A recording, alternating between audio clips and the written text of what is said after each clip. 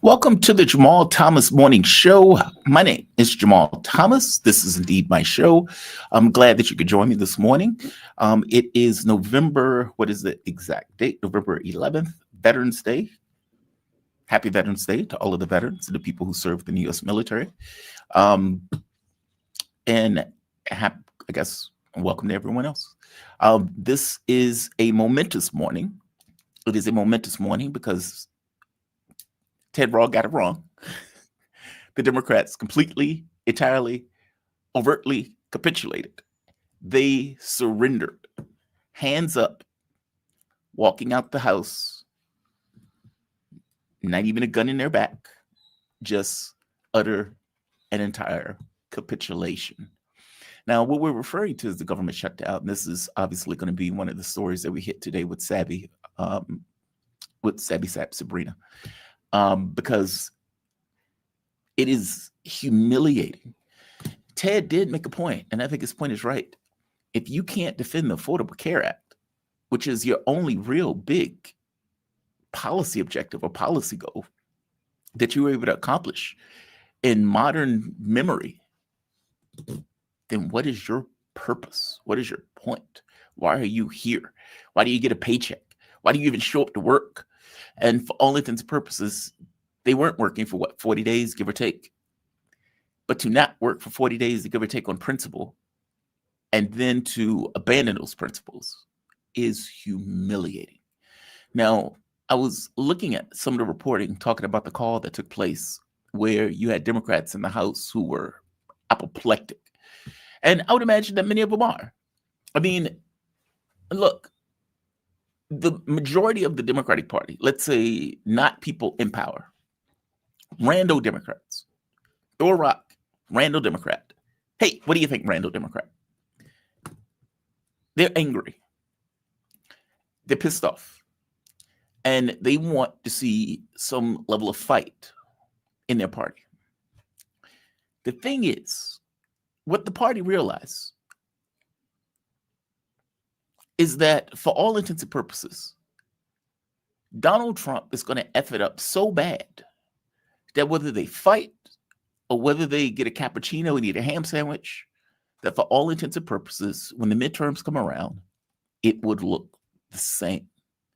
So why do I need, to extend myself? Why do I need to exert energy in this case when really I could give rando message that we've given for rando number of years, and the people who are very pissed off that their healthcare bills have gone up 3 and 4 times, that weren't getting their food stamps or their benefits, that have lost their jobs under Donald Trump, that have seen their bills go skyrocket through the roof in regards to inflation, that have seen Donald Trump scream about tariffs, despite the fact that America pays those tariffs.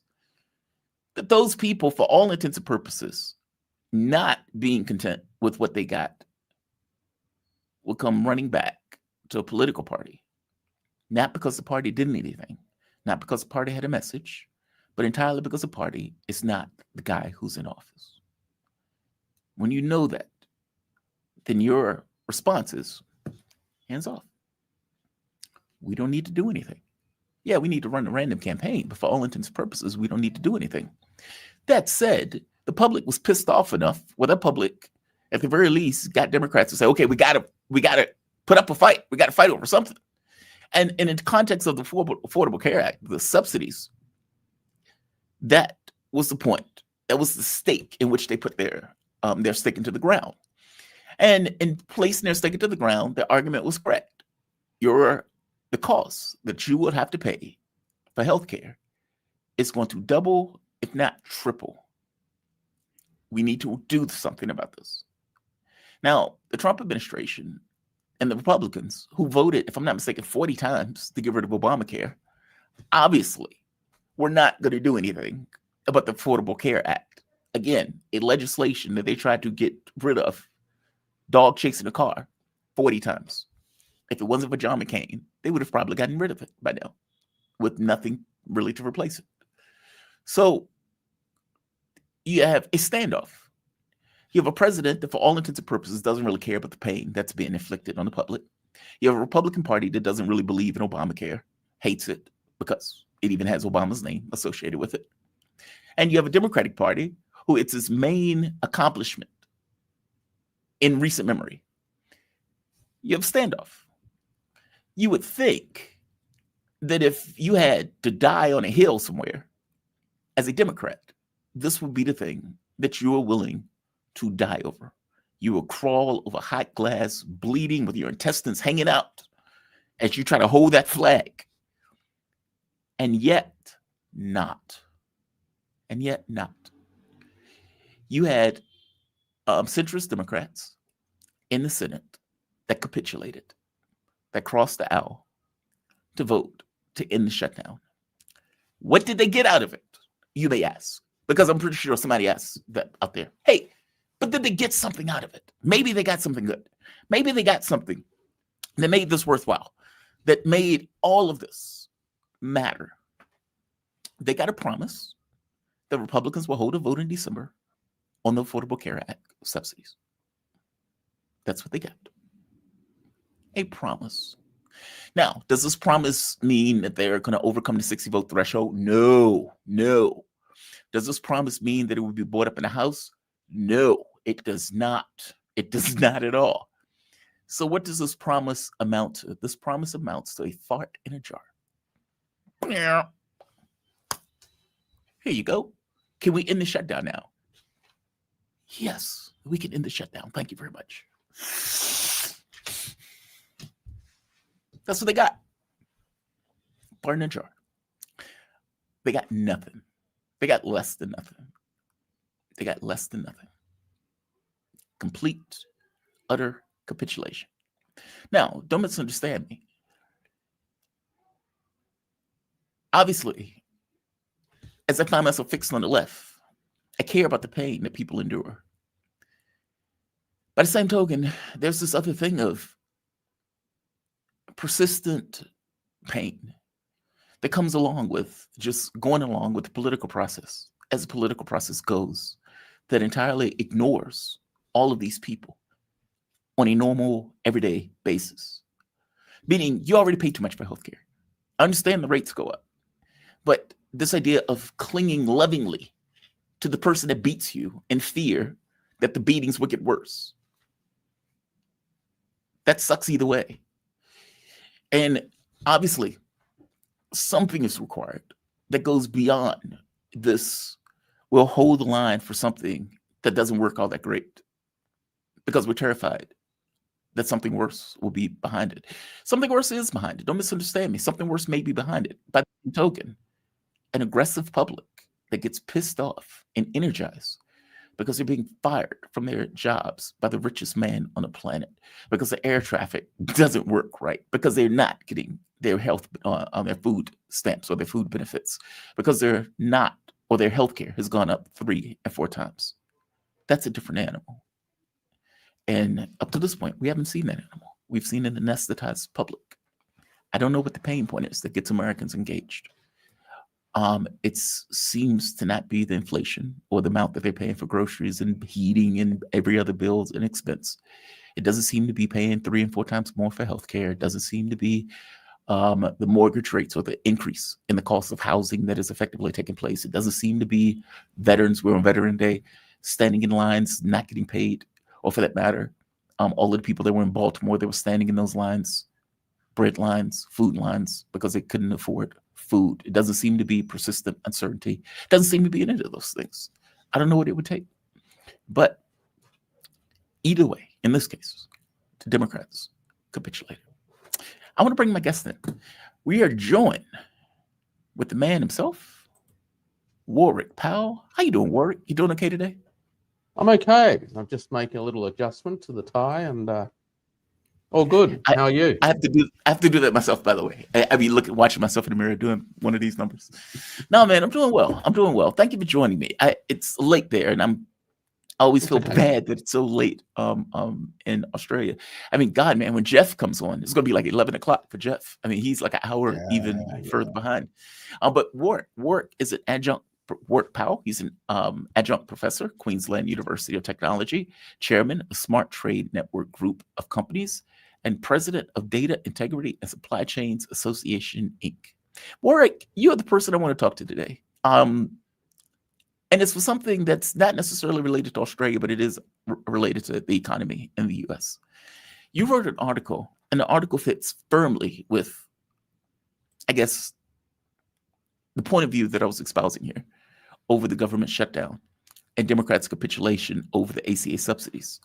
So I'm not sure if you were paying attention entirely to what's taking place in the US, but there's a government shutdown that was in effect. The government shutdown was in effect for like 40 days, give or take. The fight primarily was over the Affordable Care Act, ironically named, subsidies that were going to effectively balloon to 2 and 3 times the amount that people were typically paying. I had a conversation with my mom yesterday. Medicare apparently went up 3 times. Couldn't believe it. Meaning what she was paying before, she is now paying 3 times more than what she was paying before for Medicare, government healthcare. Obamacare subsidies are going to go up 2 and 3 times more than what they currently are, meaning people are going to get fleeced because healthcare in America is extraordinarily expensive.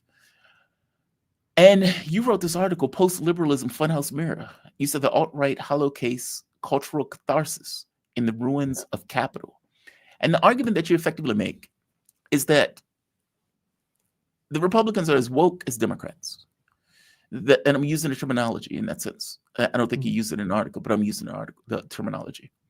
That they use culture war every bit as much as Democrats use cultural war or identity. Meaning Democrats often would say, hey, we need to focus on people's identity, their pronouns. We need to ensure that we talk about people carved up as black, white, gay, straight, hermaphrodite, etc. And that's the way we need to do our politics. And if we focus on issues of identity, we can ignore issues of economics and anything that deals with the actual issues that affect all of these people, which is their wallet, how much they pay for their kids, how much they pay for their house. We can do a bait and switch of sorts. Well, Republicans, as you point out in this article, are effectively doing the exact same thing. We're going to have these culture wars. Muslims are killing Christians. We need to go after immigrants. We need to do all of these things.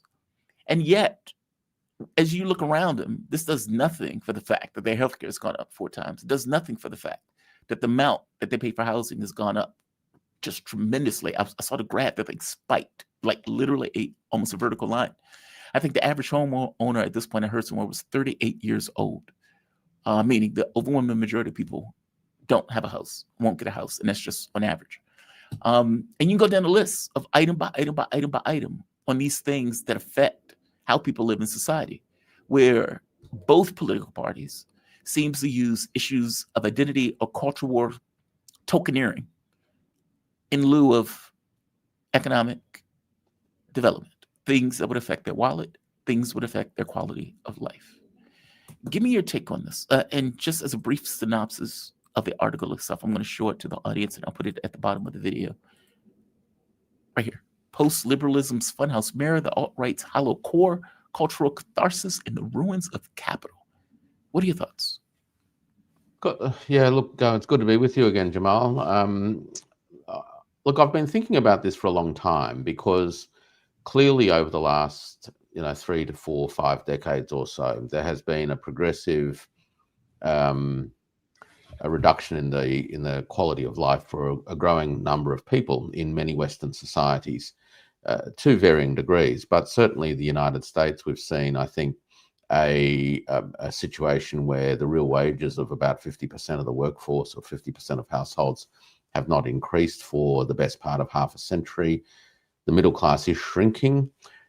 Some of that is going into, I guess, what you'd call the upper middle class, but a large proportion of that is falling down as well. So the American dream, which is an expanding middle class, has really not materialized. The promises of the neoliberal revolution from the 1980s onwards really haven't delivered the goods. And in recent times, a particular political movement, I guess, is what I broadly call the alt-right, has emerged, which has really, I guess, tapped into this vein of growing discontent. But it's tapped into it in large part by by mobilizing and antagonizing what are in effect cultural grievances. It works on symbols of cultural and social identity, often racialized, not always, but in some cases it is, sometimes explicitly, sometimes implicitly.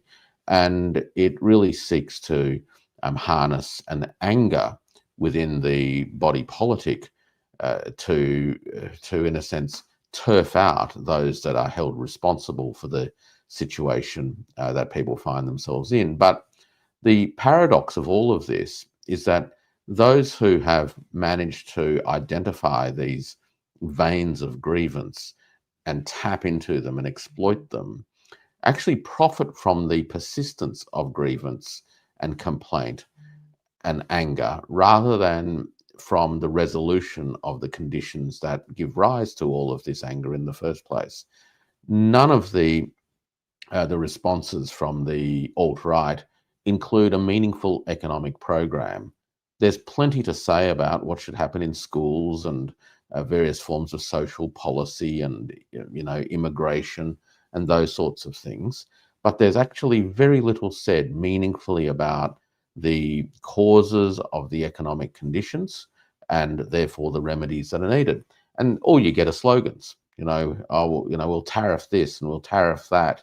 But none of that is actually having a material impact, despite the rhetoric. It's costing working families more today than things cost 6 months and 12 months ago. And it's demonstrably not improving the quality of life. The housing crisis is a classic example where the response is to introduce 50-year mortgages. The fact that more and more Americans are now delinquent on motor vehicle loans is not giving rise to a serious thought process around how to make transport more affordable, including cheaper cars, but in fact we'll now have 15-year loans instead. So the economic structures that actually gave rise to all of this malcontent, understandable malcontent, are actually being reinforced and amplified at the same time as a war being waged against this sort of cultural discontent. And so from where I sit, I think that the alt-right is in large part nothing more than the mirror reflection of the woke left that it so despises.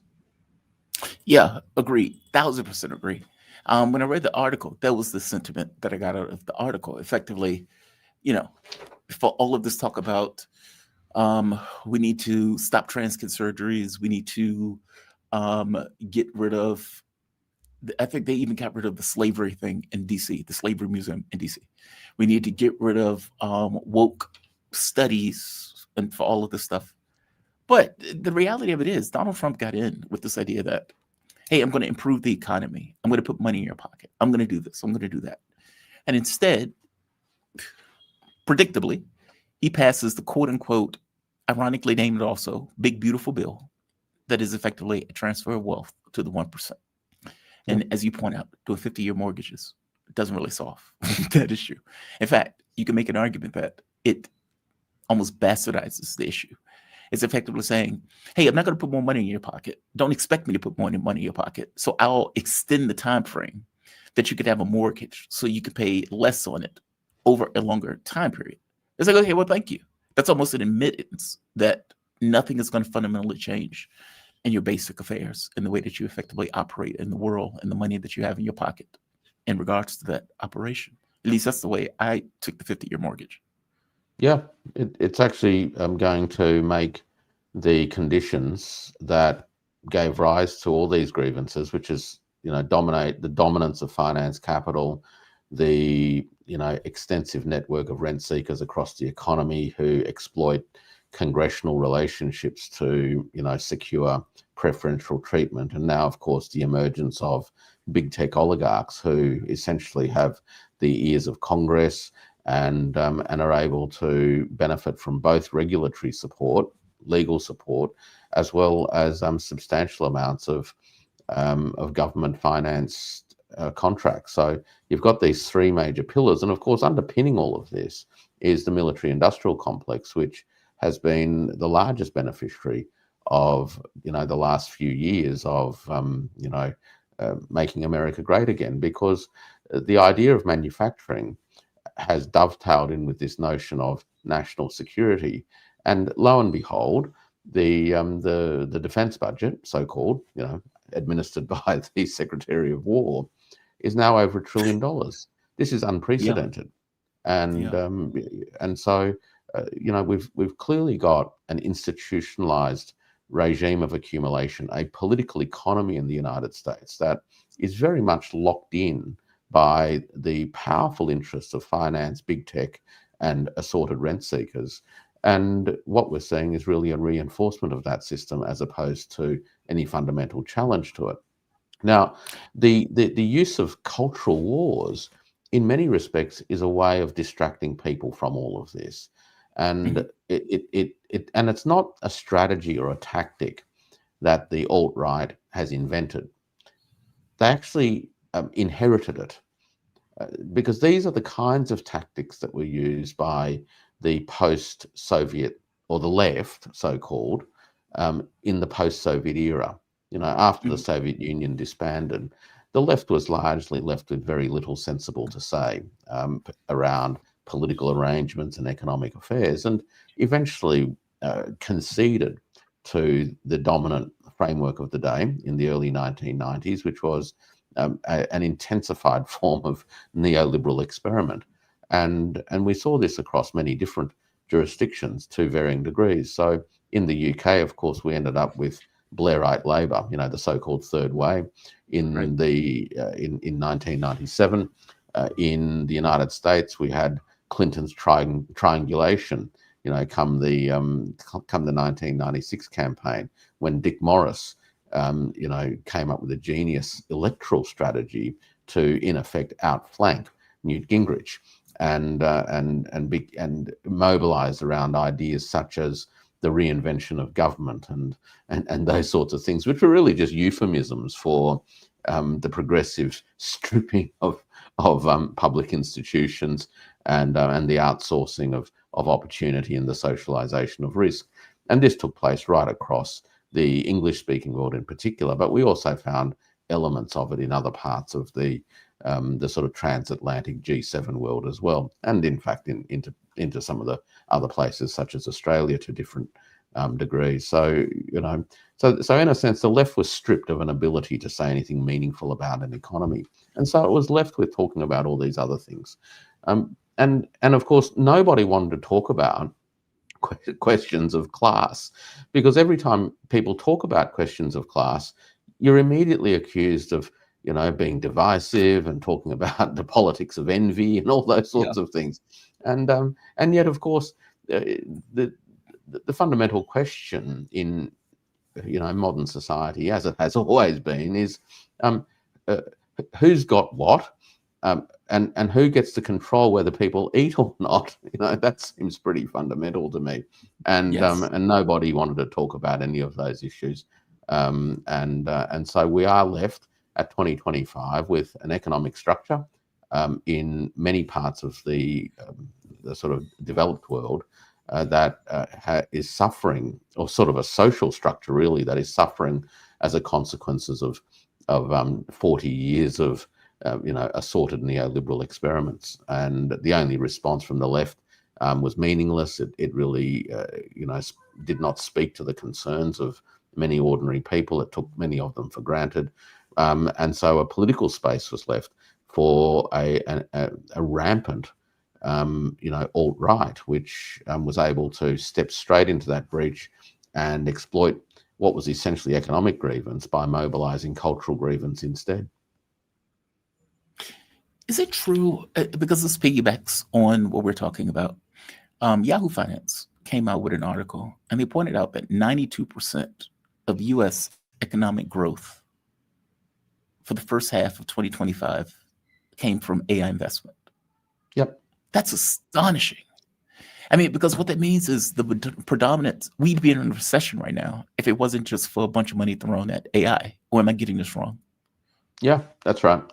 Look, Associated Reports estimate that GDP growth would have been about 0.6% from memory had it not been for this massive boom in AI capital investment. And it really tells you how narrow the economic foundations have now become as far as where the sort of wealth is being generated, financial wealth in particular. And it's also very geographically concentrated, because data centers that are being built, they're not spread evenly. Number one, they're in certain parts of the country. But the point is that there might be some construction jobs whilst they're being built, but they actually don't create much employment, generally speaking, afterwards. What they do, though, is that they affect the structure of the energy network in and around where those centres are. In the short term, they actually lead to increased costs on everyone else, because they are, major users of electricity. In the longer term, they may catalyse more investment in the energy structure of these particular areas where they're concentrated, which may lead to a more pronounced sense of the electricity haves and the electricity have-nots, and that will, continue to again compound and exacerbate the spatial and demographic inequalities that have gotten worse in the United States over the last 30 to 40 years. I mean, there are a number of reports that I've read, actually, from US government departments that have analysed the growing state of geographic inequalities, right? So we're not just talking about inequalities between groups of people, generally speaking. We also see them manifest in very, very clear spatial terms. And of course, when you drive across the United States, it is very obvious that there are large parts of this massive country that is incredibly poor and incredibly detached, in a sense, from those centres of financial wealth. This dynamic of AI, data center, and energy concentration is only making that worse at the moment. How would we fix that? I mean, you pointed out in your article that China was never a liberal society in the way that we think of liberalism. And so they never really had this need to behave in this way, that they have a more grounded political system in the way that they operate. We're going to build bridges, we're going to build hospitals, railroads, we're going to build, et cetera, et cetera, et cetera. Basically, it's a country that works towards the betterment of the people who are living in that country. If we can deliver, put money in your pocket, ensure expenses are relatively low, and ensure all of you have jobs and everything else, then that is our definition of success. We don't really look at it in those terms. How Not would we anymore. fix that in the States? Well, No, look, that was only because of the Soviet Union. I mean, we were in a Cold War. Well, that was one example, right, of, in a sense, a post-liberal experiment, which, worked in many respects, but didn't work in others. And so the alt-right reaction is really a post-liberal kind of reaction, but it has a very distinctive Western flavour to it. And so in many regards, it hasn't been able to critique the economic foundations of the liberalism that it actually despises, because it embraces it, in a certain sense. China, of course, never had the problem of having liberalism either economically or socially as part of its fundamental ethos or its fundamental design drivers. There certainly were efforts, particularly by Western missionaries, in the second half of the 1800s, leading into the first quarter of the 20th century, that sought to introduce all sorts of things into China from the West, including a bunch of liberal ideas. And some of those were picked up at the time by intellectuals in the sort of 1920s and 1930s, who were looking for answers to the failures of the Qing dynasty, when China was evidently overwhelmed by a more successful and more powerful external force. And so intellectuals were looking at ways of overcoming China's weakness, and were attracted to some extent by the ideas associated with Western liberalism. Now, those ideas in the end didn't take hold on the mainland. And so, we've had a 75-year, Chinese socialist program, which was anchored around public control of finance, particularly, public control of the upstream parts of an economic system, and progressive commitments to expanding infrastructure.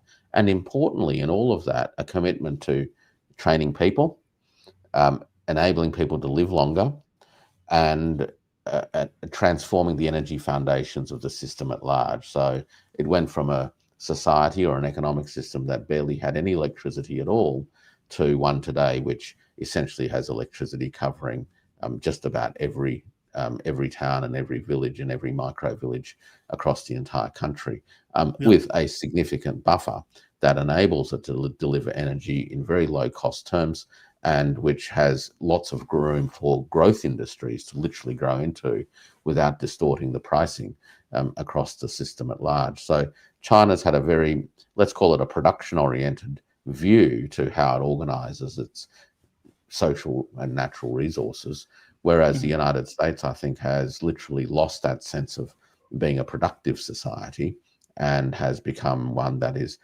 far more interested in being a consumption society with little understanding that as productive activities are replaced or are shifted to other parts of the world, that over time the legacy is a hollowing out of the skills and the knowledge and the capabilities of communities to a point where they're actually very, very hard to replace, certainly not things that you can replace with the click of a finger. So what took 40 to 50 years to, in a sense, destroy isn't going to be replaced in 4 to 5 years.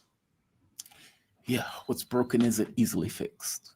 How would we change the political economy? And I don't mean waving a magical wand. I mean, if a person got elected and they said, hey, I saw Warwick on Jamal's show. He was fantastic. And I'm going to bring that guy in to get advice on how to fix the ills of this country and the way that this country works in political economy. What do you tell him? Do you tell him to just be like, dude, get another job? What do you whisper in his ear? No. Look, I'd say the first thing that needs to happen is to find a way of uniting, obviously, an incredibly divided society, because without a sense of cohesion around a constructive program, it's actually quite hard to mobilize resources in a consistent way over many years. Okay, so the response is actually a response that requires consistency, probably over 20 years. That's the first thing. You've got to that's build hard in our political system. Correct. One where you've got electoral cycles every 2 years. It's very, very difficult. But the work needs to be put into later conditions that make that more likely to prevail than not. Then you've got to invest in people. Right? I always keep coming back to the fact that all developing societies ultimately rely upon the rising skill levels of its people, the knowledge and the skills that the people can bring to the table. As part of that will be a recommitment to sustaining a healthy community, healthy people. And we've seen since the pandemic actually a decline in life expectancy. I think that decline has flattened now, but nonetheless, this is the first time for a long, long time that life expectancy in the United States has actually gone backwards. Now, that's not a very good sign at all, because if a society struggles to keep its people living longer and healthier, then in a sense it's failing one of the most basic requirements of a society. Right. The other thing we have seen too in terms of the evidence is an increase in infant mortality, and that's no good either, because clearly the systems are not succeeding in ensuring that infants being born into the world have a high chance of survival. So that's the second thing I'd be looking at. The third thing I'd be looking at is actually a fundamental root and branch assessment of the energy structure of the system as a whole, right? And it needs to be done in a non-ideological way. And that's a hard part, because questions of energy have become ideological. They've become, either you're for renewable energies or you're for fossil fuels. And it's partly because it's all been caught up in the broader questions around climate change and human responsibility and all that sort of stuff. But the question I'd be asking is, compared to 10 years ago and 20 years ago, what is the energy return on energy invested status of the United States economy as a whole? And how does that vary across such a massive landmass? Because systems need to actually have a high energy return on energy invested to have available resources for all the other things that societies need to do. So if your energy system fundamentally is actually diminishing in terms of its efficiency, you are actually running out of energetic surpluses to commit to other things. They're actually the first three things that I'd be looking at. And that would then set the pathway for a sensible national development strategy that would, in a sense, take care of the industrial foundations, which of course are energy transformation systems, as well as the what I would broadly call the social entropy problems, which is social decay, by ensuring that people have pathways to participate and contribute to this sort of new economy. So you think back to the 1930s with the New Deal. The sense of a New Deal was that it was about the future. It was a new thing. Even in the 1950s, when you had was it Lyndon Johnson's Great Society, right? These were ambitious, forward-looking agendas that really saw the best of the possibilities of the United States. And there's nothing like that at all, and I say this from a long way away looking in, as someone who is concerned, of course, about the state of the United States, because what happens in the United States does affect others in the world, but also on its very own terms. The last thing that I want to see, in a very personal sense, is all of my friends and colleagues in the United States, experience times that, tough times that are actually avoidable. So, so these are the issues I think that the United States, would be well advised to be thinking very hard about collectively as a society. And in that process, I think ultimately realize that the levels of inequality that exist within society are really one of the root causes of the sort of social anxieties that have that we've seen play out tragically, whether it's in opioid addictions, gun violence, and all those sorts of things. So that's the sort of things that I'd be whispering to that particular person. Is the issue transparency? I in regards to you make the point that somehow the society needs to be able to come back together in order to have a coherent, cohesive strategy moving forward that takes place over the course of several decades. I wonder if this is a difference in the way, let's say, a Chinese perspective in the way it looks at its political economy, its policies, etc., versus the way the U.S. does. Because, as you point out, 4-year cycles, 2-year cycles for Congress. And,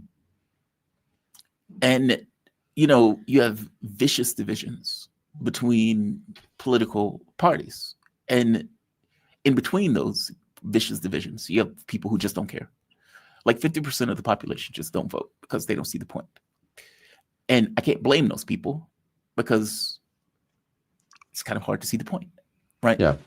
And so it's like, how do you create a political coalition? And by the way, deserved. Like, I'm not saying this as it's not deserved. It's completely and entirely deserved. Like, as you point out, whether you're a Democrat or whether you're a Republican, both political entities have effectively functioned as an oligarchy in the way that they've organized capital and in the way that they funneled it to the top 1%. Obama enshrined 83% of George Bush's grotesque tax cuts into law. Donald Trump takes it to some, nth scale as he profits himself off of cryptocurrency and all of these other family businesses that he's effectively involved in. Joe Biden was doing something very similar in regards to his family in Ukraine. So it's like they've monetized the government in a way where they're shuffling money to places that don't necessarily affect everybody else.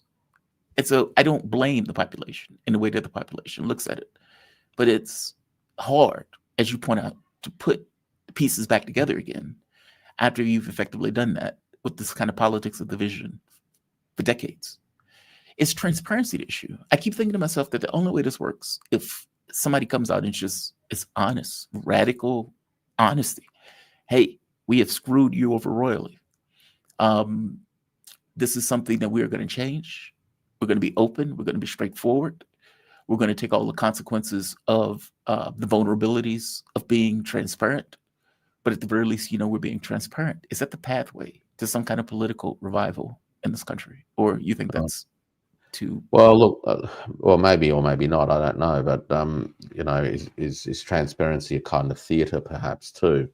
Look, I think part of the challenge is, and I literally mean I don't know. I mean, it's when you've got such deep divisions, healing those is actually an incredibly difficult thing to do. So I appreciate that many years of compounded divisions isn't healed, in an easy sense. Exactly. Perhaps crises are needed ultimately for something to emerge, which is a rupture from what has gone on for the last 40 to 50 years. And I'm not sure the circumstances are right. I know that prior to me joining the program, you were, talking a little bit about, are the conditions right for something sort of serious or meaningful to happen?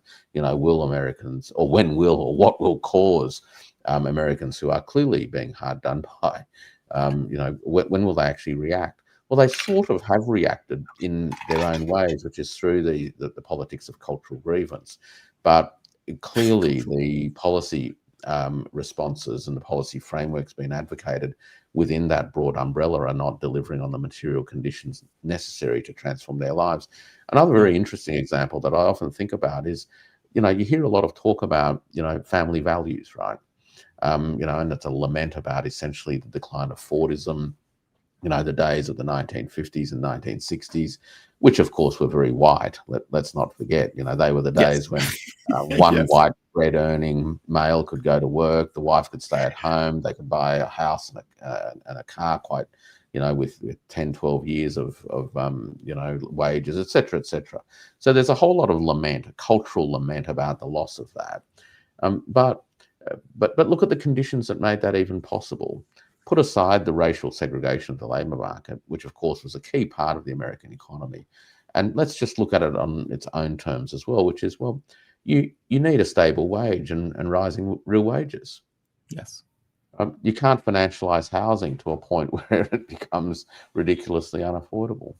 Right? So if you're not serious about the structure of wages and the political settlement around wage distribution, then you're not even going to create the conditions that you need to create for, people to have traditional families, right? If that's your sort of social objective. And again, it always comes back, I think, to getting those material conditions right. Look, the other thing is you touched on, which I think is quite an interesting point, and that is that in a voluntary voting system, where in fact the election of particularly the executive branch of the national government is done via a system, a collegial system, right, the Electoral College. The system has long been designed to favour rural and relatively small states. That's right. How it was designed. And it, as a result, means that you have, in a sense, a disproportionate power. A vote from a small state is actually worth more than a vote in a big state. And then on top of that, you've got, relatively poor levels of engagement and turnout. And that ultimately means that a president is actually elected on, about 30% of the eligible voters. Yes. That's it. That's actually it. Now, that's a systemic thing, right? I'm not sort of saying that that's because, one president's good or bad or whatever, but that's how the system, in a sense, kind of functions. Now, the downside with that system is that it actually means that whatever executive you've got has a very, very thin mandate, because it became the executive with actually about a third of the base of the voting population or the adult population supporting you. It doesn't take much for that base to disappear or that mandate to basically disappear. So the system, in a sense, doesn't confer a strong mandate to the elected executive, even on its own terms. On its own terms, it's weak. There's also very limited performance reviews in a sense. You know, the idea of a 2-year cycle for Congress, in a sense, is rendered nonsensical when you look at the number of districts that actually change hands, right? When you look across the entire Congress and also into the Senate, the reality is that maybe a dozen seats or a dozen congressional districts and 2 or 3 states at most, or Senate spots, is ever up for grabs, ever, right? Then you have the gerrymandering, right, on top of that. So you know, systemically actually have a system that is incredibly non-responsive to voter concerns. We can throw into that the power of financial lobbying and all that sort of stuff, which ultimately drives a whole bunch of congressional priorities. But when you look at this system as it's evolved, it's actually very understandable that it is not responsive, is frequently trapped in gridlock, is incredibly divisive because divisions or difference is amplified every 2 years. The nature of the beast requires the amplification of difference. You don't get elected if people think you're just the same as the other guy. The whole point of the electoral process is to amplify difference, right? To give people a choice, Contrast. quote unquote. Yeah. So the system is designed to be conflictual, divisive, thin mandates, and unresponsive, basically, to the communities at large. Over 250 But that's all Western years. systems, right? I'm sorry to interrupt, but that's all Western systems. I mean, if you ever look at PMQs, I loved PMQs. Same thing with Australia PMQs. You guys are brutal.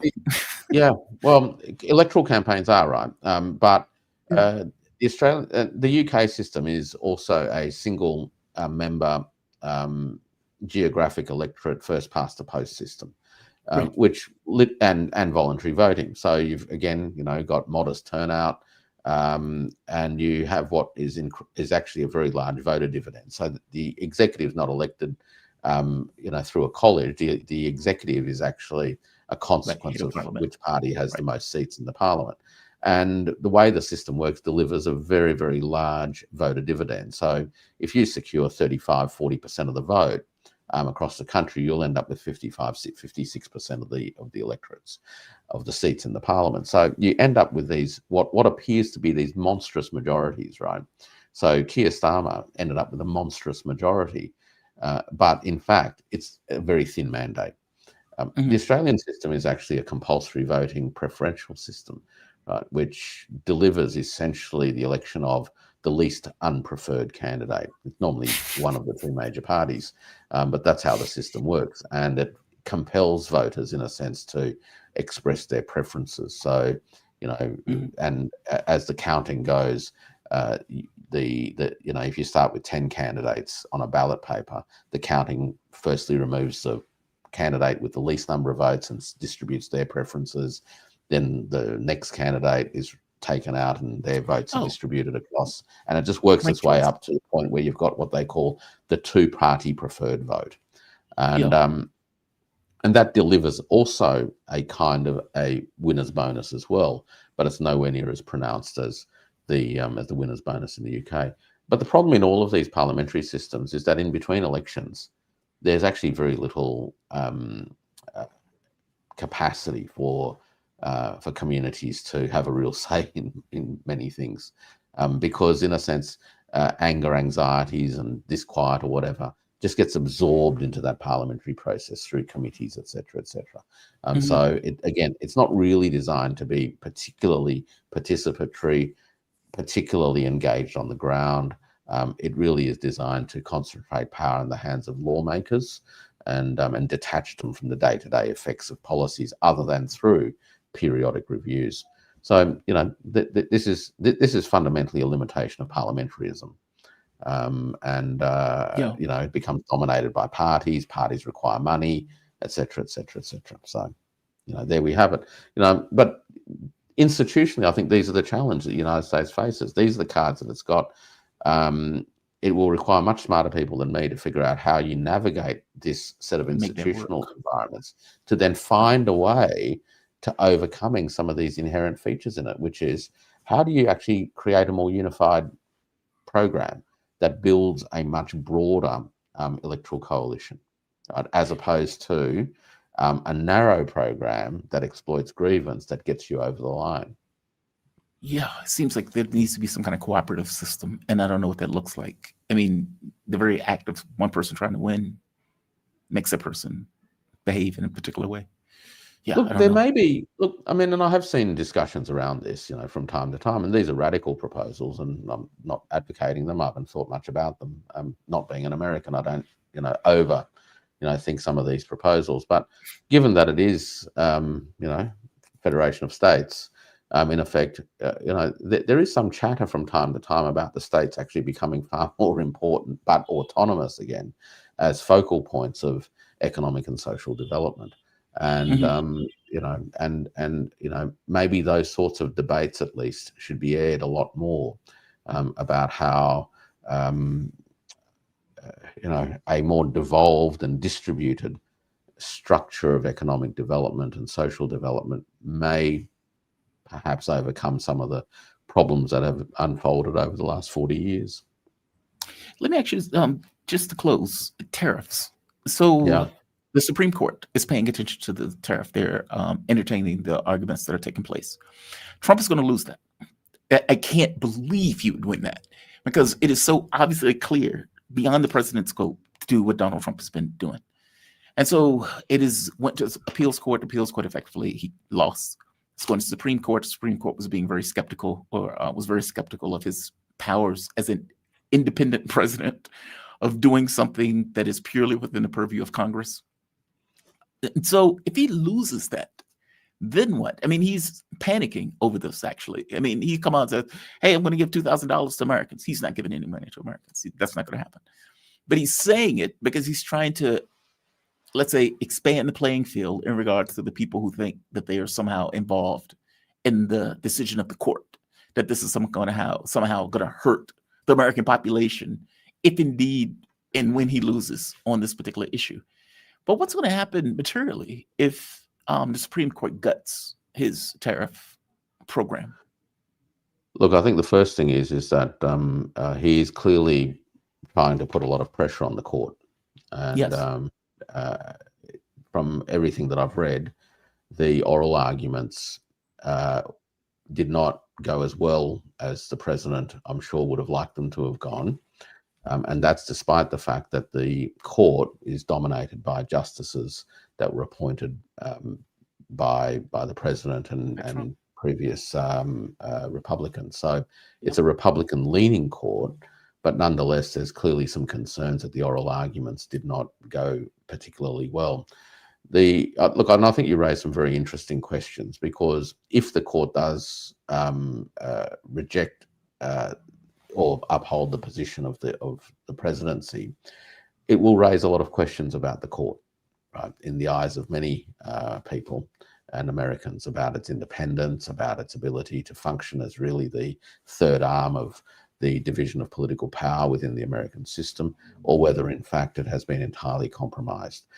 Will it raise bigger questions around reforms to the Supreme Court? It may well do. So there are consequences either way. Should the president lose, of course, at a political level, it will be seen to be something of a slap in the face. But there are many other mechanisms by which he could reinstate assorted forms of tariffs if he wants to continue pursuing that. The other possibility, though I suspect that it's a little bit slight at the moment, is that the president, should he lose on this question, will actually take this as an opportunity to retreat from some bad policies that haven't really worked, but blame the courts for doing it. Right. And in a sense, go into the midterm election year hectoring Congress about it, and blaming Congress for stymieing his program. And that could well be a sort of a political response to it. But nonetheless, I think it will make it very clear that there are certain powers that do not reside without limits with the presidency. The tariffs simply have not delivered the results that they were meant to. Now, most people, I think, lay observers as well as various economists from actually quite a number of different perspectives, do have a consensus view, and that is that the tariffs as implemented were a mess. They, by design, were never going to achieve the objectives of reshoring manufacturing. They were likely to lead to increase in costs, some of which would be absorbed by businesses first and foremost, but eventually they will end up feeding their way into the shopping baskets of ordinary Americans, and we're starting to see that unfold. We have not seen a rejuvenation of manufacturing at all. In fact, for 34 out of the last 36 months, the PMI index for American manufacturing has been in negative territory. It's been contracting. We've seen that in the employment numbers. We're not seeing this sort of dramatic rejuvenation of American industry, despite the promises. And of course, the line comes that you got to give these things time, and all in good time. It's just got to be patient, take time, and it'll all work out. And you hear this all the time, but at some point, people have got to actually just call it. And it hasn't rejuvenated manufacturing. It hasn't led to the reshoring of American industry. It hasn't increased employment or output in manufacturing, and it certainly hasn't led to a reduction in the cost of living. So on all key fronts, it really hasn't been a very successful policy. That's domestic-wise. Globally, the claim is that it's caused a whole bunch of other countries to pay the tariffs because Americans been unfairly treated. I mean, that's just patently untrue. So, no doubt the president and his team of spokespeople will continue running that line, but it's just not true. And I think, we can, in that sense, dismiss it as something quite untrue.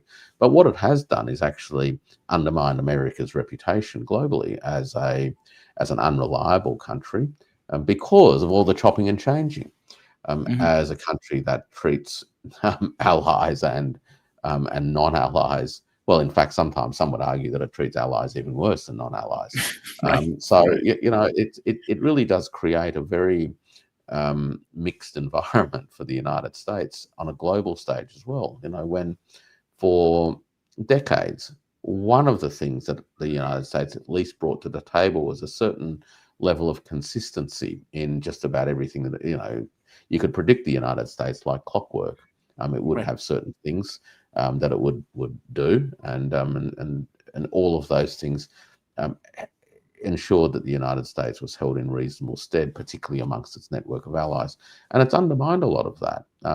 Even here in Australia, there's a whole bunch of doubts emerge now about the United States as to whether or not it's a reliable partner going forward.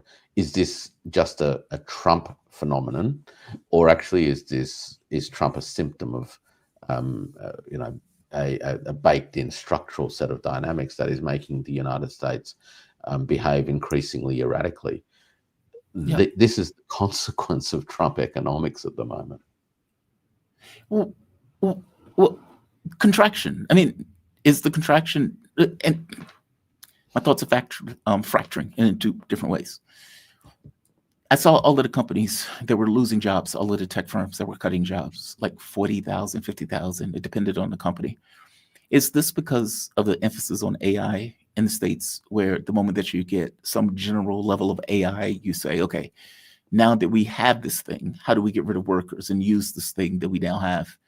And is the contraction also related just to the increased prices? I mean, the amount people are paying for food, the amount people are paying for healthcare, the amount people are paying for energy, all of these things have effectively gone up. And if you are paying more for these things, you're paying less for other things, which means they're less inclined to buy in the way that they would typically buy as a consumer society, in which case you're going to put pressure on other companies that rely on that buying. I mean, is that what it is? What do you factor the contraction from? Look, I'm not sure that AI has led yet to a massive wave of job shedding, in large part because companies quite clearly are experimenting still with AI and are struggling to figure out how they can make it work for them. I mean, all I of see. the reports suggest that has been the case. I don't doubt, of course, that many companies are looking to AI really as a pathway to reducing labor costs, but so far, I'm not sure that the rollout of AI has really led to that yet. But the sort of general tough economic circumstances impacting households is actually dampening the consumer economy. I mean, in fact, the American consumer economy is largely propped up by the top 10% of households, right? So everyone else isn't really consuming in the way that they once did. So there are real pressures in the economic system at large, and the economic system does depend on investment and consumption to keep the wheels spinning. So I think that these are some of the challenges that are really emerging. I mean, as you get cost pressures coming into, for instance, manufacturing, those cost pressures feed through downstream, where eventually they get passed on to end consumers, and consumers can't buy as much, and eventually more and more jobs are let go downstream. So if you protect upstream activities, the consequence of that is that you'll actually cause the letting go of more workers downstream. So and this is kind of what the United States is doing, particularly in things like aluminum and steel. It is adversely affecting the downstream industries that use steel and aluminum. So it's an interconnected system. Never forget, the ankle bone's connected to the shin bone, which is connected to the knee bone, as they say. And what you do in one part of the system eventually works its way through the rest of the system, and not always in good ways. Warwick, fantastic explanation as always. Always appreciate these breakdowns. Always learn something in these breakdowns, and I thank you for it. Warwick Powell, he's adjunct professor, Queensland University of Technology, chairman, Smart Trade Networks Group of Companies, president of Data Integrity and Supply Chains Association. Warwick, you have a fantastic rest of your night, man. Thank you for this. I really appreciate it. Absolute pleasure to be with you again, Jamal. You have a great day too. Thank you. Bye-bye. All right. Warwick is awesome. I feel so bad when he comes on. You may not know this. It depends on where you are in the world. But yeah, it kind of depends on where you are in the world. In the United States, we have spring forward, fall back. So in the spring, we move forward an hour. In fall, we fall back an hour. What that means is that whereas if you live in the US, the show starts an hour earlier. If you live anywhere else in the world, it starts an hour later. Now, for Warwick, a show that used to start at 9:15 starts at 10:15 p.m., in which case it is now 11 o'clock. He has my deepest appreciation for this. Jeff Rich, when he comes on, Jeff Rich is also in a time zone that springs forward. And so for Jeff, it will be 11:15 when Jeff comes on. And I got to be honest, I have a hard time asking somebody to come on that late at night. We'll see if Jeff is willing to do that. But Jesus Christ. Yeah, he has my sympathies. He has I feel deeply bad for him for having to do that. He doesn't have to, but the fact that he's doing it, it warms my heart. By the same token, I feel crappy that I asked him. Nevertheless, he's a great guest. I love the fact when he comes on the show, which is why I asked him to come on the show. I leave it up to him on whether or not he's willing to do it. And he typically often says yes. So, and I thank him for it. I want to hit Van Jones for a bit. Esteban Carrillo will be on shortly in a few minutes. But in the meantime, copium. Not hopium, copium. Copium. Your job as a Democrat is to go on talk shows and to advance the Democratic position.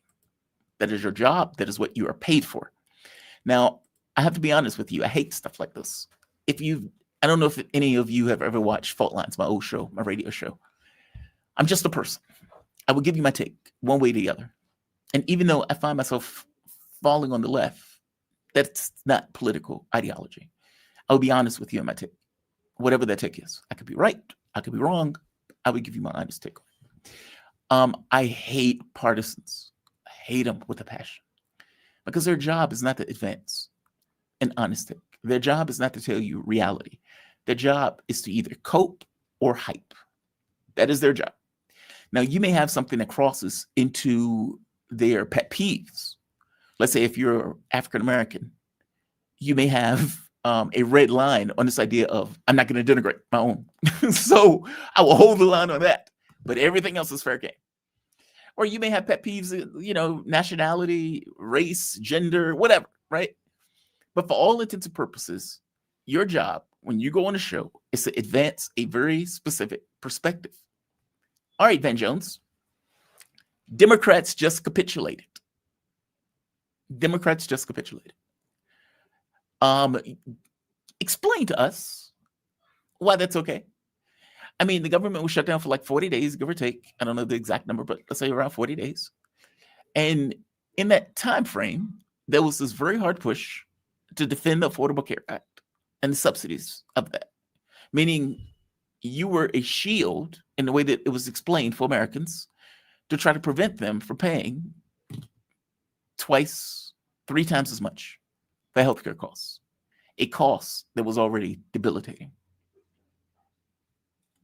Explain that, Van Jones. Explain that. Defend the Democratic Party on this. Do your job. This is Jones doing his best. How long is this clip? Okay, that's fine. This is Jones doing his best. Hold the line. But it's party of choice.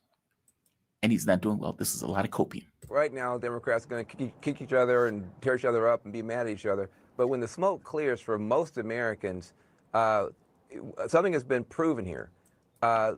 Republicans are just not that into Americans right now. I mean, how much pain were the Republicans willing to let Americans suffer so they didn't have to? They're just not that into America. They were willing to let planes fall out the sky. They're willing to let children starve. They're willing to let federal workers get evicted from their houses rather than sit down and cut a deal on health care. Like everything that David Urban just said is correct. There's a smarter, better way to do health care. And an opportunity was put forward this past 6 weeks to sit down and talk about it. Republicans didn't do it. They were willing, Donald Trump and Republicans were willing to let planes fall out the sky and children starve before they came to the table. So when Democrats get finished beating themselves up, look at the tattoo you just put on the Republican Party.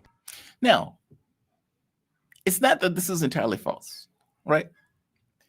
And in the phone call the Democrats were effectively having on this issue, what they were talking about is, hey, don't attack each other. Attack the Republicans for being willing to allow people to starve and everything else. Fair enough. But, dude, what you did not mention was the reason or rationale that the government was shut down in the first place. Meaning the entire point was to hold the line on subsidies. The entire point was to defend these particular items, to force the Republicans to come to the table on subsidies, as opposed to people going forward in perpetuity, paying 2 to 3 times as much for healthcare. Again, the deal that the Democrats in the Senate got was, we'll have a vote. No, they don't have any capacity to get over the 60 member majority. No, they don't have the capacity to even get that brought up in the House. So they effectively got nothing. You shut the government down in what ultimately became a theatrical show and got nothing out of it. And even worse, you completely and entirely surrendered. Now, it may be true that some people may think to themselves, hey, the Republicans were willing to allow X or Y. It is also true that what people are going to remember is Democrats surrendered. They capitulated.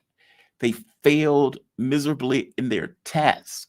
They didn't have the stomach to go through with the defense that they were effectively putting up. And they folded like a cheap $2 suit. That is also what they will remember. Look, as I said before, it's rather shocking that they held the line this long. Under normal circumstances, between the two political parties, Democrats is a party that supposedly, at the very least ostensibly, is given the idea that it believes in government, that it believes government can function. Oftentimes, Republicans don't care one way or the other, or at the very least, they want the government to use for their priorities. But the weird part about this shutdown is that there was no energy on the Republican side, or Democratic side for that matter, to reopen the government. And so you had this kind of weird situation where Trump was going around the globe. Trump was murdering people in the Caribbean with a military that wasn't being paid. Trump was air traffic controllers were like, hey man, for Thanksgiving, we're not going to, planes are going to go down to a trickle. If you're the Democratic Party and you have a Republican administration that doesn't seem to all that much care, and if that is indeed your argument that, hey, what people are going to remember is Republicans wouldn't care, etc., then your lot seem to have been better at keeping it shut down if that is indeed what you believe that the public is going to think of it and believe. Meaning, if you're the Democratic Party and you think that the public is going to blame the Republicans for the government shutdown, and you're going to say, hey man, they're doing all of this for government subsidies, meaning they are willing to have people not eat. They're willing for airplanes to not fly on Thanksgiving and Christmas. They're willing to, hell, at some point, go after Social Security checks. They're willing to not pay our military. They're willing to have all of these federal workers out of pay for the holidays, all because they want my healthcare bill to double and triple.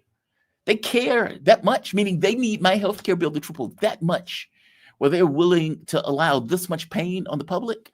If that is indeed the argument that you believe you're going to advance, and that the public was going to accept that argument, then how are you sitting here on air, coping, making the case that a capitulation is somehow a better outcome for you? I understand the argument. I understand why he's making that argument. But that is an argument being made because you surrendered and capitulated, not because you got something accomplished. There's a difference in those things. I will go back to Ted Rall on this. Ted Rall made the point of saying, dude, if you can't defend the Affordable Care Act, then what is your purpose of existence? He went so far as to say this is existential for the Democratic Party. I don't think that's the case, because there will be rando Democrats like Van Jones that will be coping hard on MSNBC, and for that matter, coping hard on CNN in defense of the party. And you will have a good 20, 30% of people that, regardless of what rando comes out and what that rando says, will go and vote for that rando. By the same token, this is pathetic. This is very pathetic. So, look, you've heard me make the argument that this is, I hate this. I hate all of this. Because to me, it's almost like you are a slave that is being beat by a particular master. You're being beat by a particular master. And you run away and you find a new master. And that master beats you worse. And you say, well, Jesus, man, I'm getting beat worse by this new master. I'm going back to the old. It feels like that. Meaning you have a healthcare system that sucks. It costs too much. Insurance is a fraud. It's a middleman that is completely unnecessary. And it's just a way for people to extract money out of a system that could actually be put into healthcare, if that makes sense. Meaning the insurance is not providing healthcare. The insurance is the middleman between these two things. It is a pointless endeavor. It is a pointless entity. If you want to have private insurance around the edges, okay. But obviously there needs to be a government system that would allow anybody to get access to healthcare without paying an arm and a leg for doing so.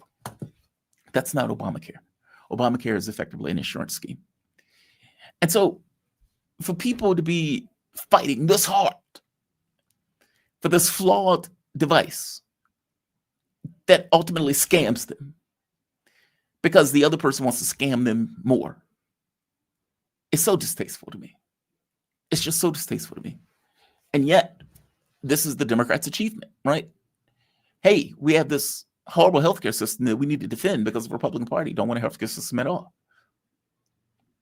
There's something wrong with this. And there's something deeply, inherently wrong with this. And yet, shut the government down for 40 days to defend a flawed system because the alternative is worse. And the American public, for whatever particular reason, doesn't say, Hey, man, my bills have gone up 4 times.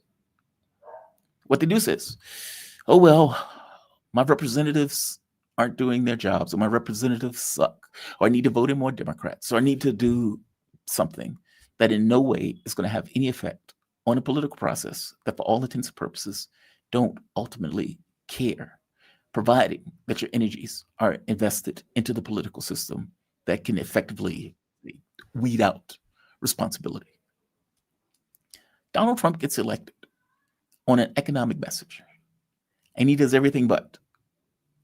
Donald Trump gets elected on this idea of I'm going to end wars.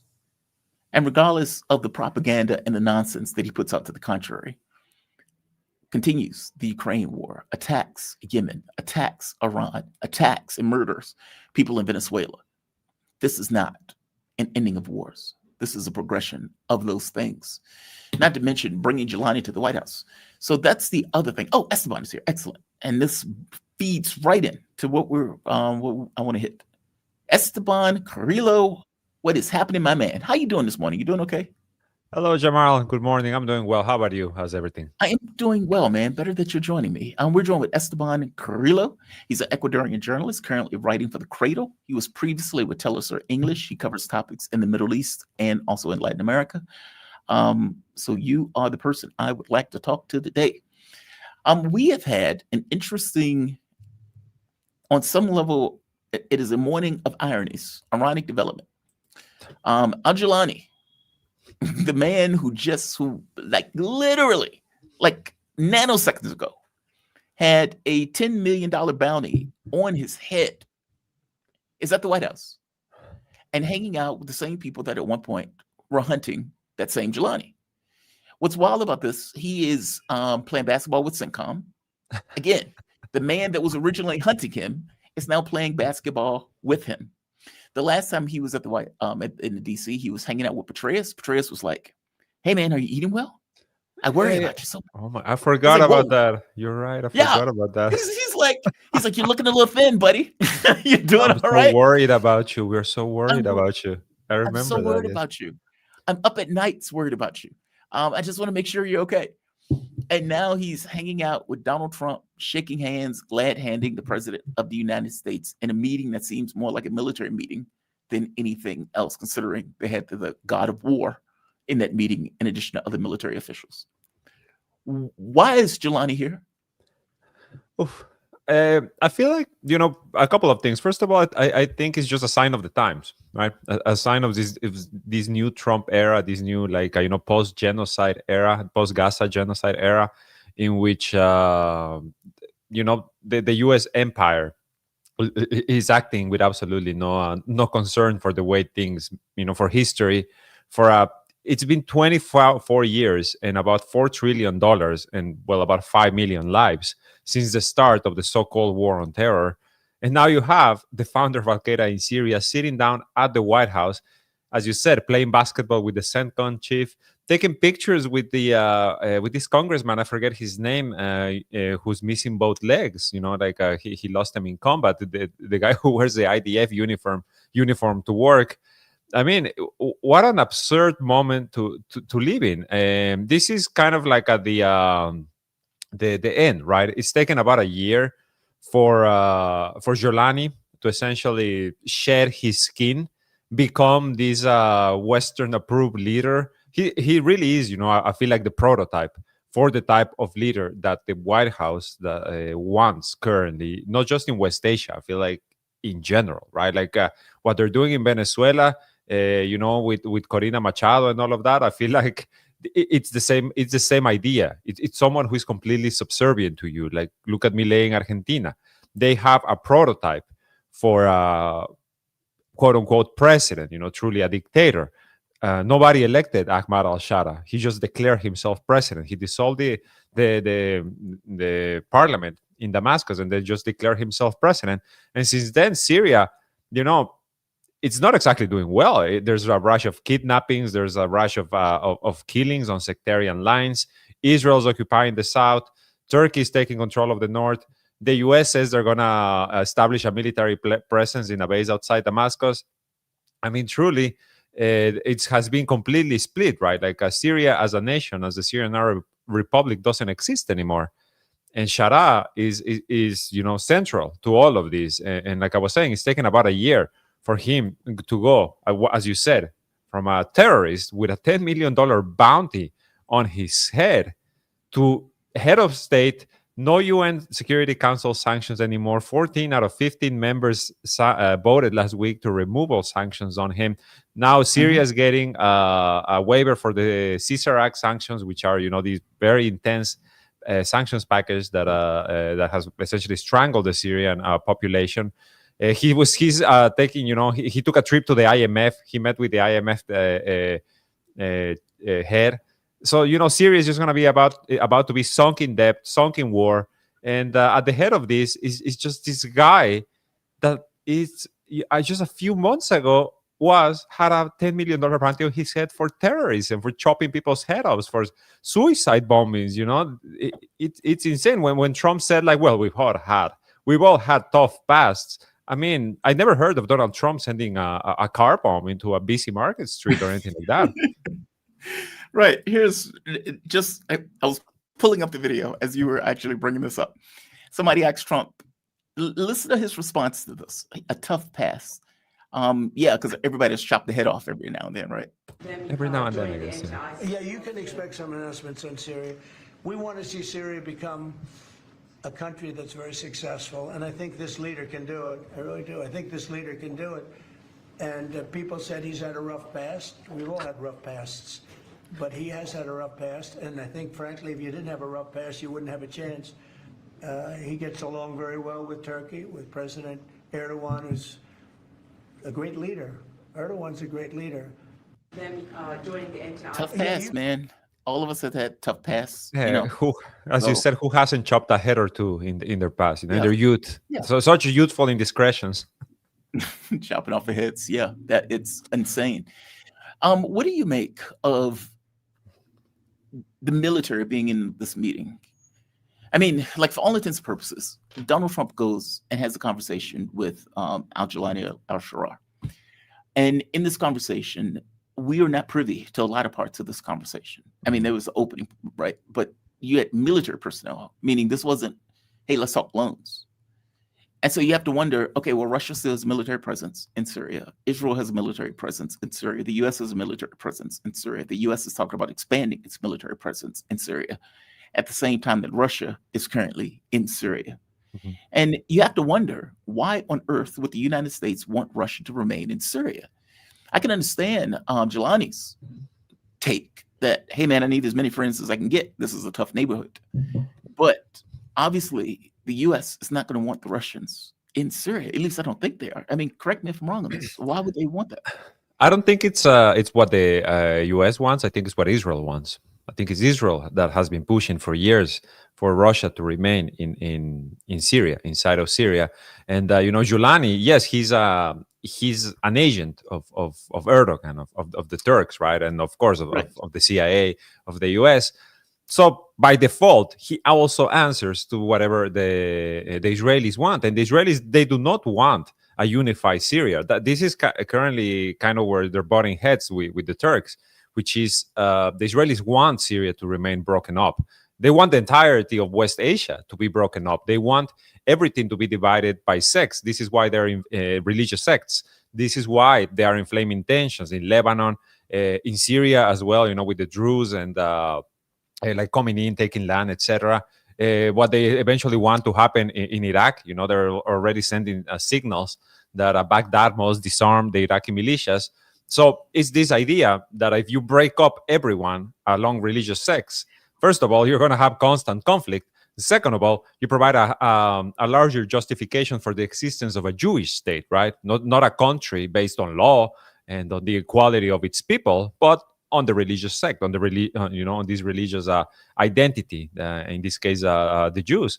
But so I feel like this is why they want Russia, right? Because at the end of the day, the more actors are present inside of a country, the more instability this is going to continue to create. And to answer your questions, is Trump okay with this? With Russia, retaining its military bases there? I feel like he doesn't mind all that much, you know. Really? You really think that he doesn't mind? I'm sorry to interrupt. You really think he doesn't mind? I feel like we would hear more about it if he did mind, you know, because he's a pretty outspoken person, Donald Trump. You know, he's not a man who keeps things under the vest for later use. You know, he just tells you what he's thinking, and he really hasn't said much about the presence of Russia. And remember that Giuliani was in the Kremlin just a few weeks ago, right? So it's not just the U.S. that is whitewashing this head chopper. This is like across the board. Oh God, man, I get the feeling I'm going to get into a lot of fights this week with my Middle Eastern guests, because there is a take that comes out the Middle East that the U.S. is seemingly okay with this. I don't think the U.S. is okay with this. I mean, keep in mind, part of the reason for overextending Russia in Ukraine was to overextend Russia in Ukraine, and the whole fall of the Syrian government in and of itself was a fail for Russia. Like, they lost people in that fight. I mean, Russia, in the first time, Russia spent years, especially working with Iran in order to defend the integrity of Syria. It was widely seen as a loss for the Russians, for them to lose access to Syria. Russia, ultimately, as a realist country, makes a deal saying, all right, this is going to fall. We can't hold it together. So we are going to make a deal with the head chopper in order to allow ourselves to remain in the area.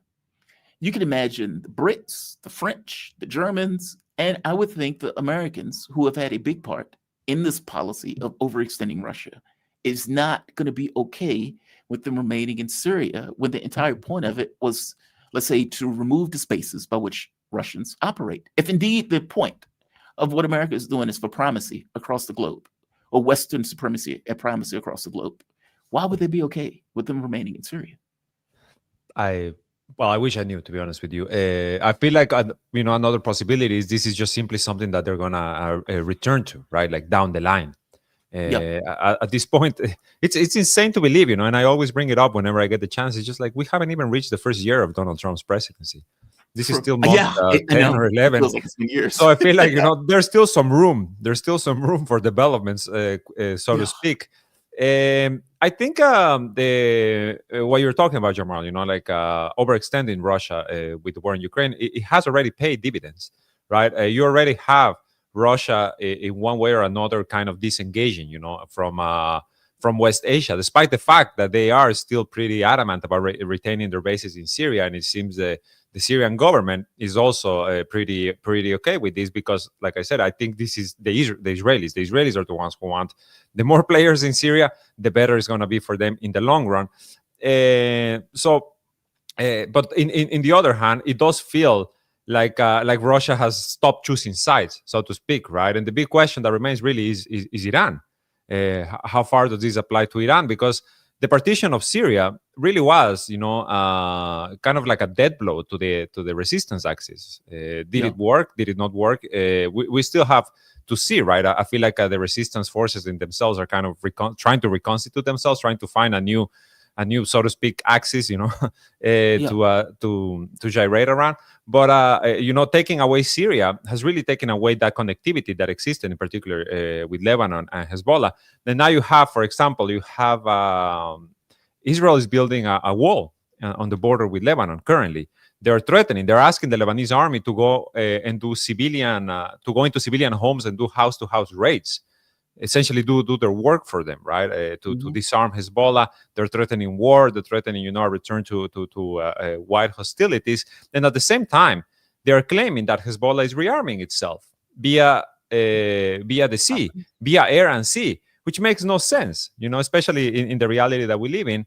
So that's kind of where Syria fell in, right? Like, they cut off the flow of Iranian weapons and strategies to Lebanon. Syria became an ally of Israel, overnight, and now you have this spread of misinformation about how, regardless of anything, Iran, its tentacles are still reaching everywhere and whatever to incite war.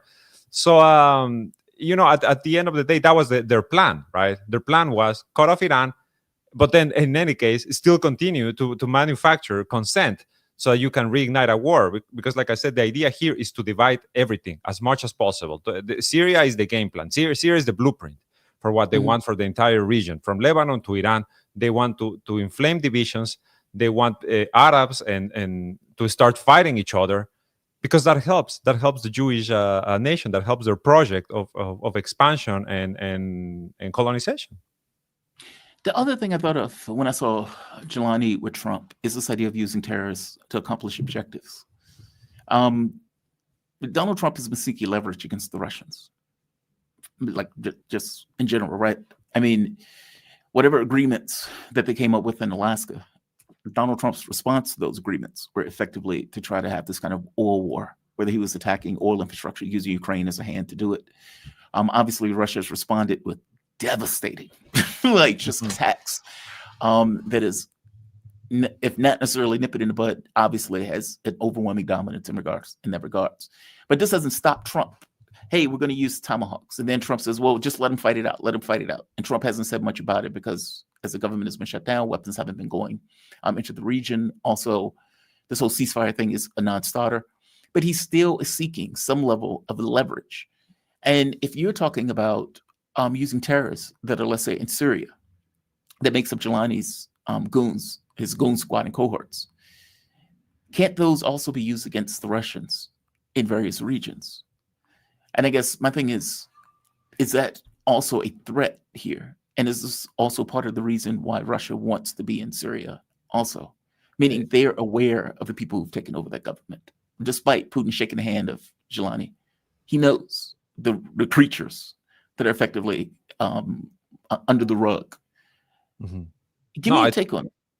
I think it's an interesting perspective. It's very, very interesting, because what you describe is completely true. Maybe, you make me think of the phrase, right? Keep your enemies close. Keep your enemies closer. And maybe that is what the Kremlin is thinking here, because you're completely right. In Syria, there's thousands of ISIS fighters just kind of waiting on the wings. Since the start of the Ukraine war, when Zelensky was calling for the international coalition, the Russian intelligence services were talking about how ISIS fighters were being essentially smuggled to the front to fight for Ukraine. So remember the Crocus Music City hall attack, which was blamed on, I think it was ISIS Khorasan that they blamed it on. Yes. Even though it ended up being like some Chechen militant. I don't remember exactly where they were from, but they were paid, right? So there's always that possibility, right? At the end of the day, there's always that possibility. They are U.S. commanders years ago, when they were talking about all of these ISIS fighters in prisons that are run by the Kurds in Syria. They were talking about an ISIS army in waiting, right? Knowing full well that this is something that they could dip back into, right? Like ISIS, the war on terror on the superficial level, it's a failure, right? You're talking about millions of lives lost. You're talking about trillions of dollars spent to essentially welcome Al-Qaeda to the White House, right? Like they flew 2 planes into your major city, and now they are getting, all of the concessions and playing basketball with the CENTCOM chief. But then in reality, the actual purpose of it was absolutely successful, right? You created these armies of, as you said, goons, of just faceless goons that can be deployed at any point, at any time, that they answer to the demands of the U.S. and Israel. You partitioned the entirety of West Asia, or at the very least Syria, and are trying to do the same with the rest of it. You destroyed Iraq. You've encircled Lebanon and Hezbollah. You've allowed Israel to carry out a genocide and essentially face no repercussions, right? Like to this day, they're killing Palestinians in Gaza. They're taking people's homes in the West Bank, absolutely horrible images. And, the world essentially just went okay, that just, I guess it's going to continue to happen. So in that sense, and of course, the big spenders, right? The using taxpayer money to just continue to buy bombs and to destroy countries, and the way you launder money through war. This has all been successful. So I think at the end of the day, we're seeing kind of like, in a way, chapter 2, or maybe even chapter 3 of the war on terror, which is just kind of like, okay, now we're going to have an ISIS government, an Al-Qaeda government in Syria, and allow them to do what they do, right? Because it's not like these mad dogs are being kept on a short leash, right? Mm-hmm. They are doing as they please. They're kidnapping women. They are, Alawite and Christian women. They are killing the Druze. They're killing the Alawites. They are bombing Christian churches. The Mar Elias church attack a few months ago in Damascus, it was conducted by the Syrian security services, by the actual, Julani's thugs.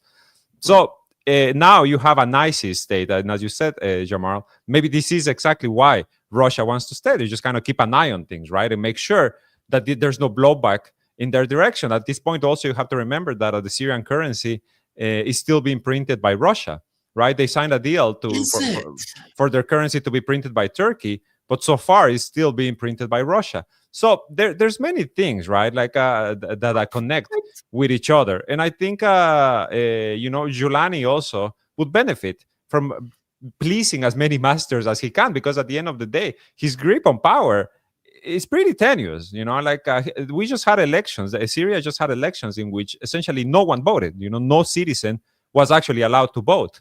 It was to pick the parliament, right? And it ended up being with a third of the parliament literally handpicked by Giuliani, and the other two-thirds picked by the equivalent of what would be an electoral college in the US, also named by Giuliani. So and you have to also consider that his fighters, right, like a large chunk of his fighters, I'm sure they're not okay with Giuliani, like cozying up with Trump in the White House. These people were waging jihad for more than a decade against the US. In Idlib, in the area where he was in control of from 2015 until last year, up until just last year or 2023, there were protests in support of Gaza. Mm-hmm. So at some point, there was a report on Reuters over the weekend about how ISIS was trying to kill Sharar, right? Like essentially the Spider-Man meme, right? When they point at each other, and because they're the same thing. But there is without a doubt discontent also, right? Like in the south, in the Druze areas, you have videos of Israeli troops arresting Syrian security forces, these Al-Qaeda and ISIS fighters, humiliating them. So at some point, this is gonna boil over, no doubt, right? Like Giuliani is in the honeymoon phase, but at some point that phase ends. Yeah, I kept wondering if this was a poison pill, that there was no way Giuliani could keep this government together, and that whatever takes over after is going to be terrifying. I keep thinking that part and parcel to the reason that we are seeing Giuliani with U.S. defense officials is because they want to use him in a defense capacity, whatever, quote unquote, offense capacity. And whoever that is against, whether that is against Lebanon, whether that's against Russia, whatever rando enemy that they effectively want to use. And I'm glad you brought up something else. Donald Trump screaming that he is the defender of Christianity and is willing to wage a jihad against Nigeria in order to defend Christianity, or crusade against Nigeria to defend Christianity, as he shakes the hand of a man that is killing Christians and blowing up churches. Indeed. Just like, again, the irony jumps off the page. Right? Like facts don't matter anymore. History doesn't matter anymore. We live, it's not even the post-truth era. It's just like the post-common sense era. At this point, it's just, Donald Trump, I feel like exemplifies that. And, one day he just picks different enemies. This whole thing with Nigeria, this whole thing with South Africa. Who's next? Yes. Right? Who's next on the chopping board? Who's next? Right now, yesterday there were reports that U.S. troops are training in Panama, in the jungles of Panama, which apparently, so they are going to try to invade Venezuela. What is this? The empire obviously overextending itself. And at the same time, just picking enemies left and right, and we'll just have to see exactly what's next, because what does year 2 of Donald Trump's presidency is going to look like? I honestly shudder to think. Yeah, man, I nearly fell off the chair when you told me it's only been a year. I was like, what? A year? Right, you're right. It's only been a year. Yeah, Barely. It feels like it's been more than a year. He has been a hyperactive president in the exact opposite way, in the way in which he campaigned. Now, I got to be honest, I didn't believe what Trump was saying in this campaign.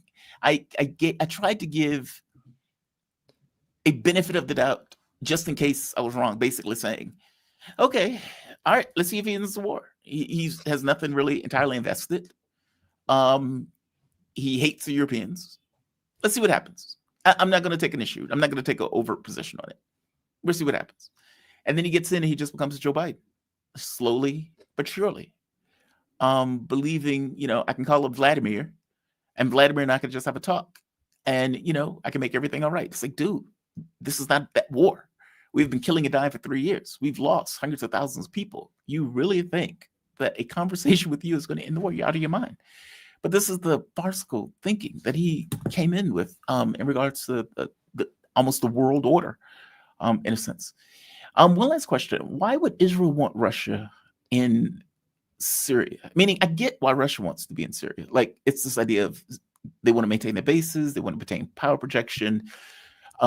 It seems to be a very finicky position to be in, considering the U.S. is trying to put bases in Syria also. That looks very wild to me, but okay.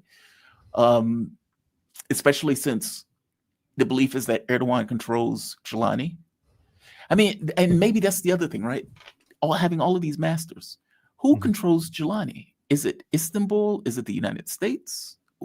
Where is his leash coming from? I think it's still Istanbul. If I had to guess, I would say it's still Istanbul because they propped him up for so long in Idlib, and Yes. of course not on their own, right? Like the U.S. was pretty instrumental as well. I think the leash, this is why Donald Trump, whenever he talks about Sharia, also brings up Erdogan, right? When he talks about that last week, when he said we lifted the sanctions because Israel asked us to lift them, and then he also said because Turkey also asked us to lift them, right? And you also have the Gulf. I mean, Syria is also interesting, because it was a country with essentially no debt, right? With no national debt, and now the World Bank is talking that they need like 200 and something billion for reconstruction, which of course they do. They've been through a horrible decade plus long war. And now, Sharia, you have someone who is just more than willing to sign any check, any agreement that is presented in front of him. Why do the Israelis want the Russians in Syria? I mean, honestly, to me, first of all, is that this destabilization is just to make sure that there's as many players involved here as possible, rob Syria of as much of its sovereignty as it could ever hope to get. Maybe there could be a stopgap for any future confrontation for Turkey. At the end of the day, like I said, the Ankara has a different vision for Syria than they do than the Israelis do. Like the Israelis want Syria to remain divided forever and ever until they have the capabilities to essentially take it over to build their dream of greater Israel.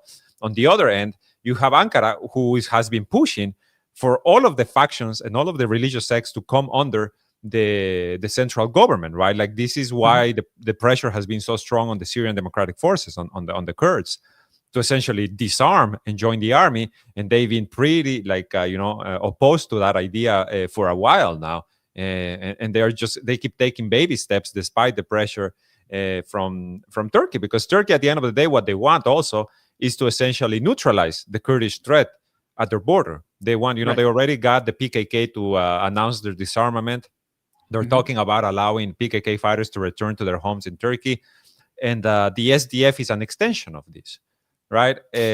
So it's this, at the end of the day, you have two ideas, two visions for what Syria needs to be coming towards an eventual clash. So maybe, having the Russians and the U.S., because the U.S. is going to remain in Syria. The president who promised to leave West Asia, to leave the Middle East, is now saying, no, we're actually going to leave more troops. We're going to leave more troops in Damascus, and we're going to have troops in Gaza, and we're going to, where's next? Where's next, Trump? It's a reality. We are witnessing the birth of the new Middle East, of what Netanyahu, when with his little visual aids that he takes to the UN and General Assembly, or what Condoleezza Rice said almost 20 years ago, and when she was talking about the new Middle East, we are witnessing its formation. And it's still kind of like the dust still has to settle, because the pieces are still moving, and then we'll probably get a better view. But I think it really is an idea for the Israelis to just make sure Syria stays as broken up as it can forever. No, that's a really good point. Because my thing was like, why would Israelis want the Russians there? Does Al-Jilani have any agency? And is that agency, meaning the Russians made the deal with Al-Jilani at the point before the war was even over with. I mean, before Syria even fell, they were effectively in a room making a deal with Al-Jilani, probably maybe even through the Turks, right? I mean, considering the influence that Turkey had. So that deal was in place, not to mention the debt that Syria owes Russia. There's that. I didn't know about the money printing thing, meaning there are reasons that the Syrian government may want the Russians there that go beyond just this idea of the Israelis. And there may be reasons that the Israel, but you make a good point.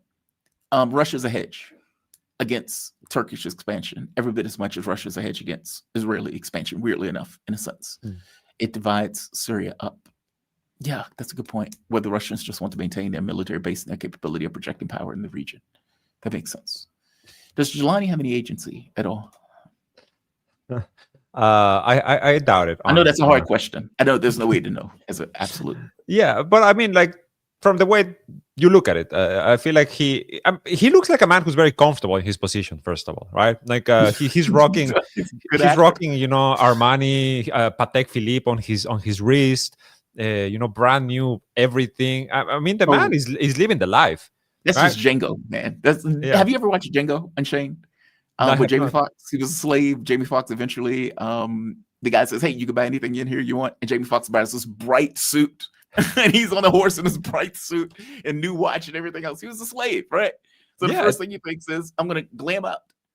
That's him, yeah. Like he's obviously, you know, like a very self-absorbed person. You can see, you know, he loves the attention. Remember the interview I think it was a 60 Minutes interview. He actually tried to flirt with the interviewer. It was it's pretty, you know, if it wasn't so disastrous for Syria, it would be hilarious. But unfortunately, it's not, because you are talking about, you know, an entire country.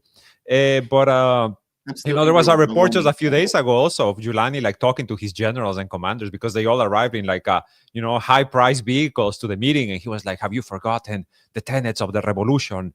What are you doing?" You know, like Reuters always has these very funny reports, right, that are like half made up for sure. But you know, Giuliani has an agency, I believe, under his own roof, you know, in his house.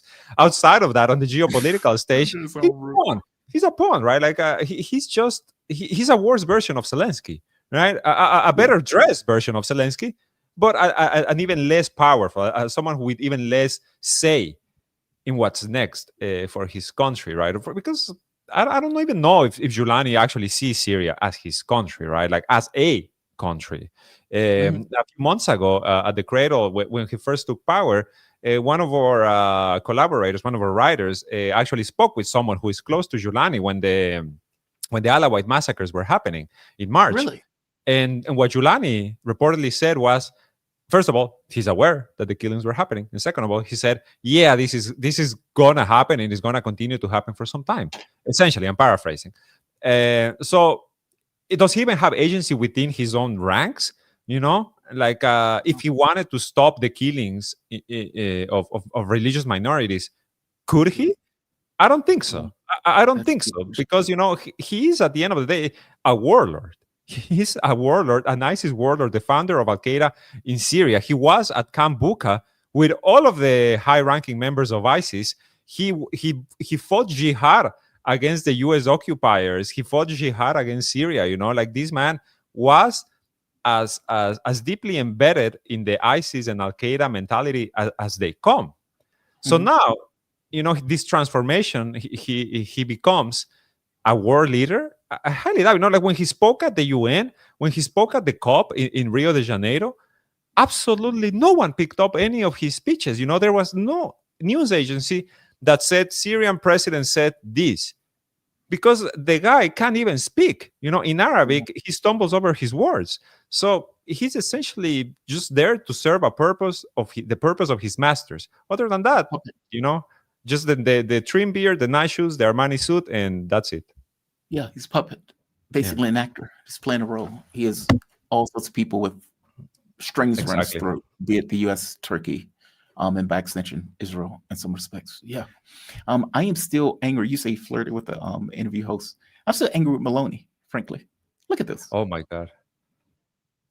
I'm so angry at her. I'm so angry at her. She's melting in her chair. It's insane. Yes. She's like, "Oh, God, you have such strong hands when you chop off heads. Show me how you do it." Oh, my God. Yeah, I'm still angry at her for that. Before I let you leave, let's hit Venezuela. Colombian President Gustavo Petro, he made a hell of a speech where he has had a fire under him, to put it mildly, going after the United States, specifically the Trump administration, in regards to their policy of effectively murdering people in the Caribbean. And I'm trying to find the speech. She made this point about pedophiles who are Oh, yes. lying all about, Venezuela and all about this region as they try to effectively invade. What about other leaders in the Caribbean? Have they picked up the mantle that Gustavo Petro has? I've seen speeches by Lula. I've seen speeches by, obviously, Petro. Maduro has been making speeches. Obviously, he's in the crosshairs of this. But Latin America has to realize that for all intents and purposes, this is not about one nation. This is about some relation, China and Russian expansion, even Iranian expansion into South America. The U.S. being stopped at every turn in regards to either Ukraine, China, hell, even Iran. I mean, the decapitation strike in Iran failed. Meaning they're failing in their geopolitical objectives in various regions of the globe. And in their backyard, the actors to which they're failing with are in Latin America. And they seem to be overtly aware of that fact. I mean, obviously, the oil, the minerals, and everything else is there too. But do they realize that this is not specific to one country? This is specific to the region. I think a few leaders do. I think like Petro does. I think Lula does. I think, of course, Maduro does. The Cubans, essentially the ones who are, on the side of what we would call this emerging multipolar world order.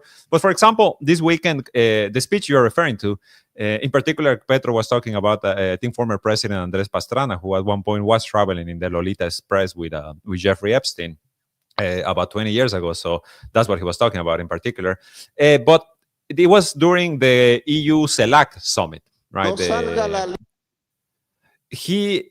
In which the declaration at the end of it, right, like of this Latin American bloc meeting with the EU, they declared in their declaration, they talk about Latin America as a zone of peace, right?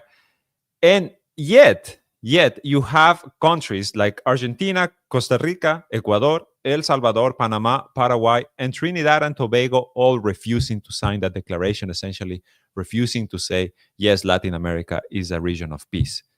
So I think, I feel this is where we're standing right now. You have, over half a dozen nations essentially not willing to say we are a region of peace, which is just absolutely terrifying when you think about it. When you think about the mass buildup of ships in the Caribbean, as you said, the murder of fishermen in both the Caribbean and the Pacific, to the point in which poor fishermen are afraid to go out and try to earn their living. You have troops training in the Panamanian jungle to essentially prepare for an invasion of Venezuela or even Colombia.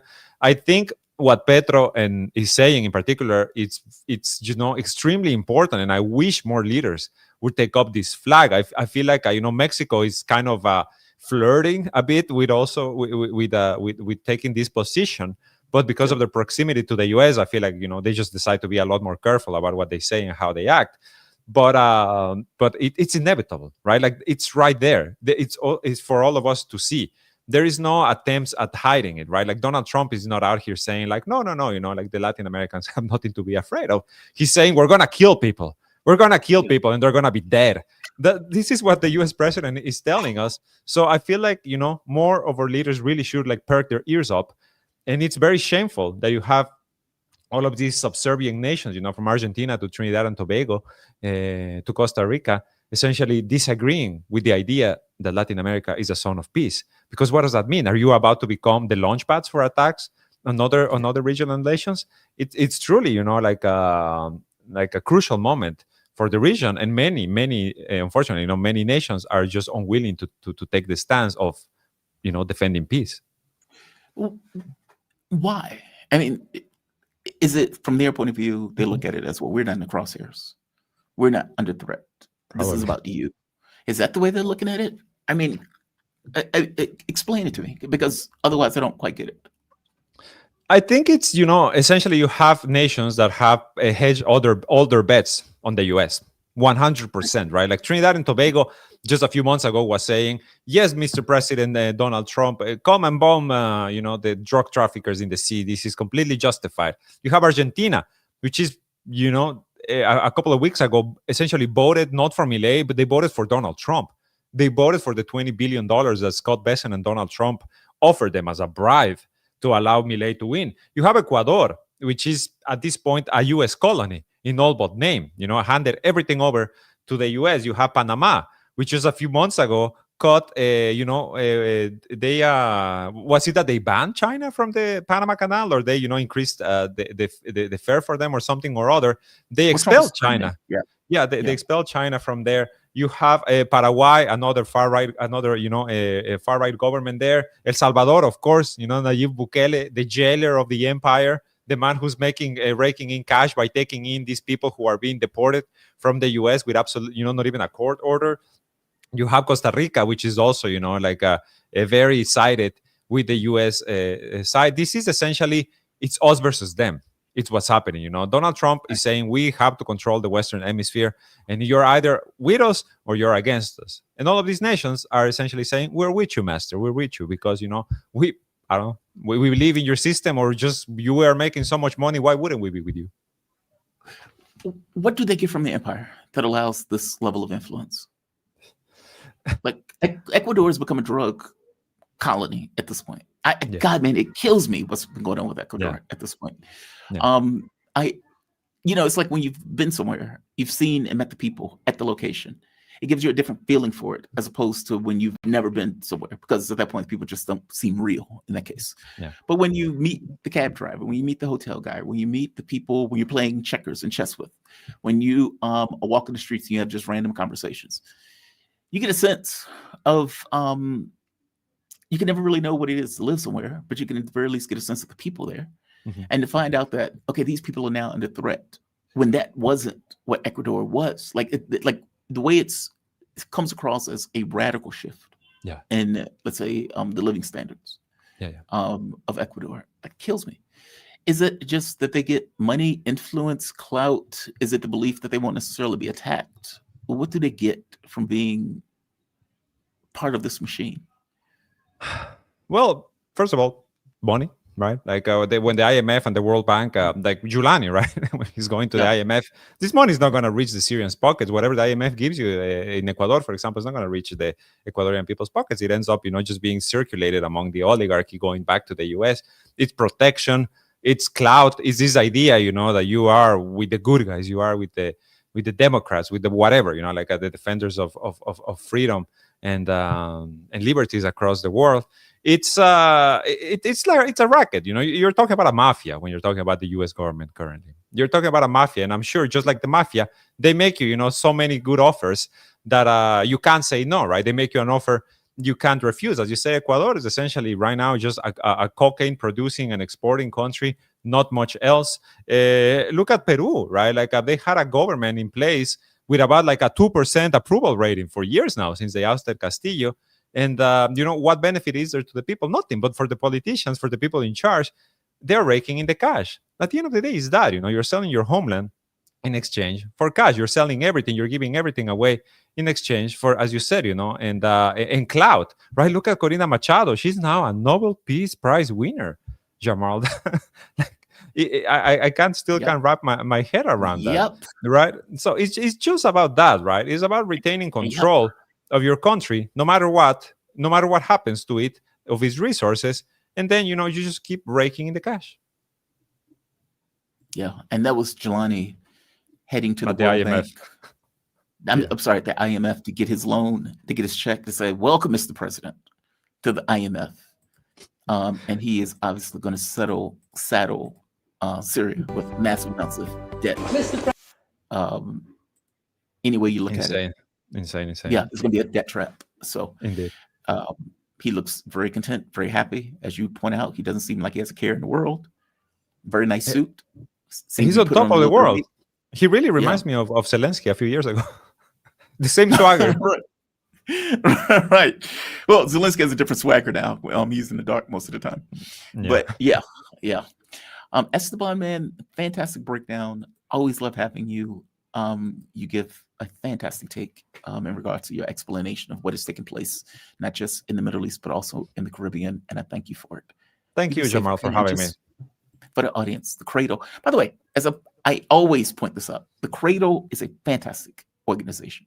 I don't know what the internal working looks like, but the work that you guys produce is awesome. Thank you so You much. have a persistent hits on the various stories, a persistent breakdown on the things that are effectively taking place. And you guys do fantastic work.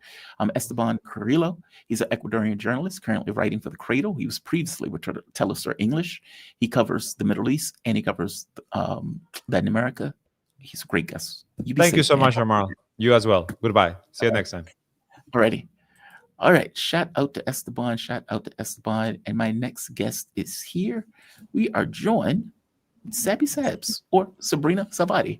How you doing, Sabrina? You doing okay today? I am doing great, Jamal, all things considering. Well, I assume that you are over the moon that Democrats capitulated in what? It's been 35, 40 days of a government shutdown. Oh, let me bring you in. I'm sorry. Jesus. We are joined with Sabrina Salvati. It just went straight into the story. It's been on my mind this morning. I've given somewhat of an annoyed take on this, but Sabrina Salvati, she's a Boston-based activist, leftist, and podcaster. She is member of Revolutionary Blackout Network, a Black-led multicultural network and co-op of everyday people, activists, and allies focused on empowering our communities through education, organization, and direct action. I'm realizing now when I read that I used to have a white co-host, and when this is our communities, I'm wondering if you read it the exact same way, empowering our communities. But no, I'm glad to have you. I thank you for this, for joining me. So Democrats capitulate. Now, I had some people on the show who thought, well, obviously Republicans are going to capitulate. That's why Donald Trump is begging them to get rid of the filibuster, because he feels the pressure after the elections and everything else. But not so much. You got enough Democrats to effectively cross the line in the Senate. They got a quote unquote deal out of it. The deal they got out of it was, we'll have a vote on this that is not going to go anywhere in December. What is your take on this? Give me your thoughts. It's the standard ratchet effect. The Democratic Party prevents anything from going further to the left. The Republican Party does too, right? So the Democratic Party kind of jumps in there to prevent any policy that's actually, honestly, we talk about left, but any policy that's going to benefit the working class. They prevent that from actually coming to be. And we have seen this over the years. And what they typically tend to do is they use what Glenn Greenwald referred to it as the rotating villain. We saw this under the Biden administration with Kyrsten Sinema and Joe Manchin, right? Like there were all these policies and legislation that was being brought forward, but either one of the two, or sometimes both of them, would prevent that from going forward. So that was Manchin and Kyrsten Sinema. Now you see they have these 8 Democrats who apparently, very interesting. One of them is an independent, that's Angus King, who's always been horrible in my opinion. But none of those politicians are up for re-election in 2026. None of them. Jean Shaheen is supposed to be resigning, or I don't think she's running for re-election. But either way, these are not people that can be challenged in 2026. So it was the same thing with Kyrsten Sinema and Joe Manchin. It's people that they know is not going to have their seat at risk anytime soon. So John Fetterman, who's basically a Republican he's at horrible. this point in time, like some of us tried to warn people about John Fetterman when he was running. And, we got a lot of heat for that. We tried to warn people, this guy is telling you that if it comes between Israel and, Gaza, that he's always going to be in favor of Israel. Like these were things that John Fetterman said during interviews before he even won. But a number of people just chose to ignore it. They thought he was cool because he wore a hoodie. Like just obvious things that were out there in the open that he said during interviews. So John Fetterman, who's basically a Republican, is not moving in any way, shape, or form in a way that's really going to benefit the working class. And the same with these other senators as well. So what does this have to do with Chuck Schumer? Chuck Schumer is the leader. He's the leader of the Democratic Party in the Senate.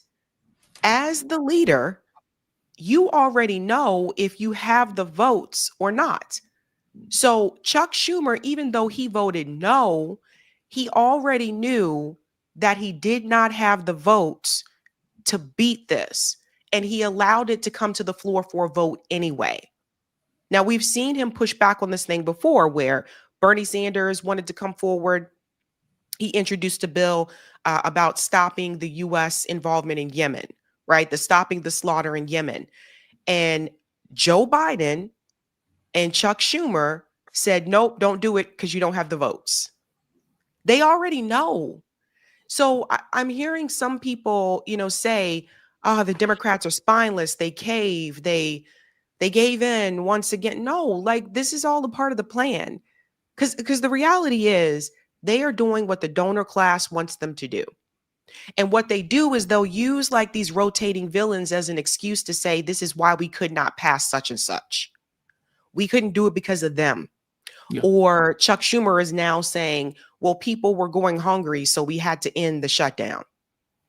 Okay. But you had people go hungry for 40 days and you didn't get anything out of it for the working class people. Right. So all of this it's a game. And I really do feel like we're all just little chess pieces. We're chess pieces on a chessboard.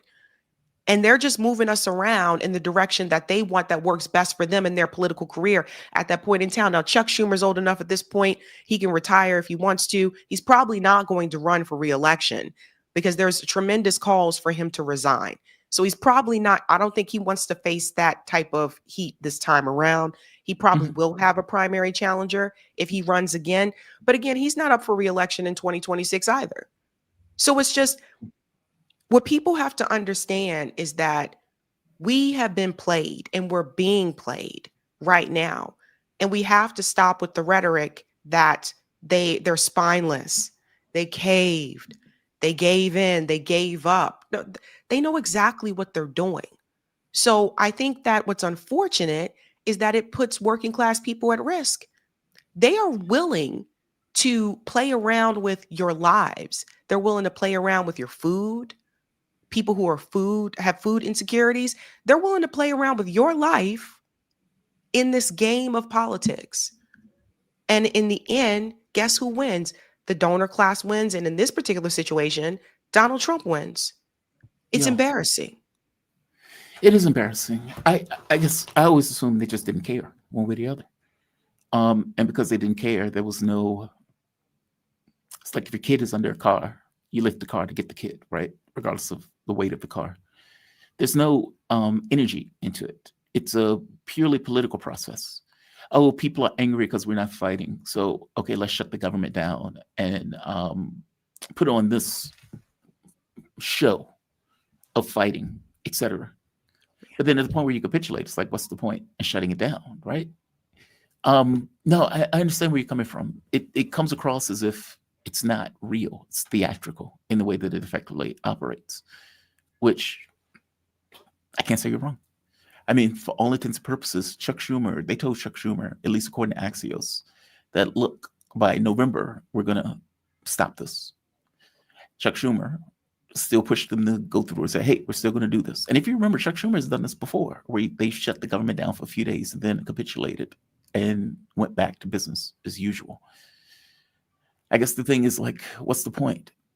I guess for me, there was an inherent need to give, on some level, a defense of Obamacare, because that was the main and only achievement, quote unquote. And I have feelings about even calling that an achievement, even though it's an achievement.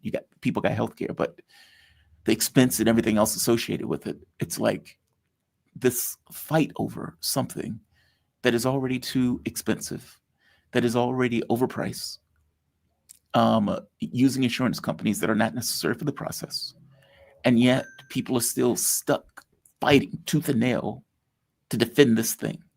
It feels so horrible, like in the way that it operates. It feels like people are already under a certain amount of assault and abuse and having to be forced into this position of clinging to this kind of life preserver that stings them as they cling to the life preserver, as opposed to saying, we need a completely different system in the way that our healthcare operates.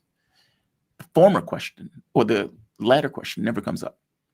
The previous question is the thing that always comes up, in which case you have Democrats fighting tooth and nail and putting a huge amount of attention on the public's, let's say, defense of this thing. I'm curious on your thing in regards to,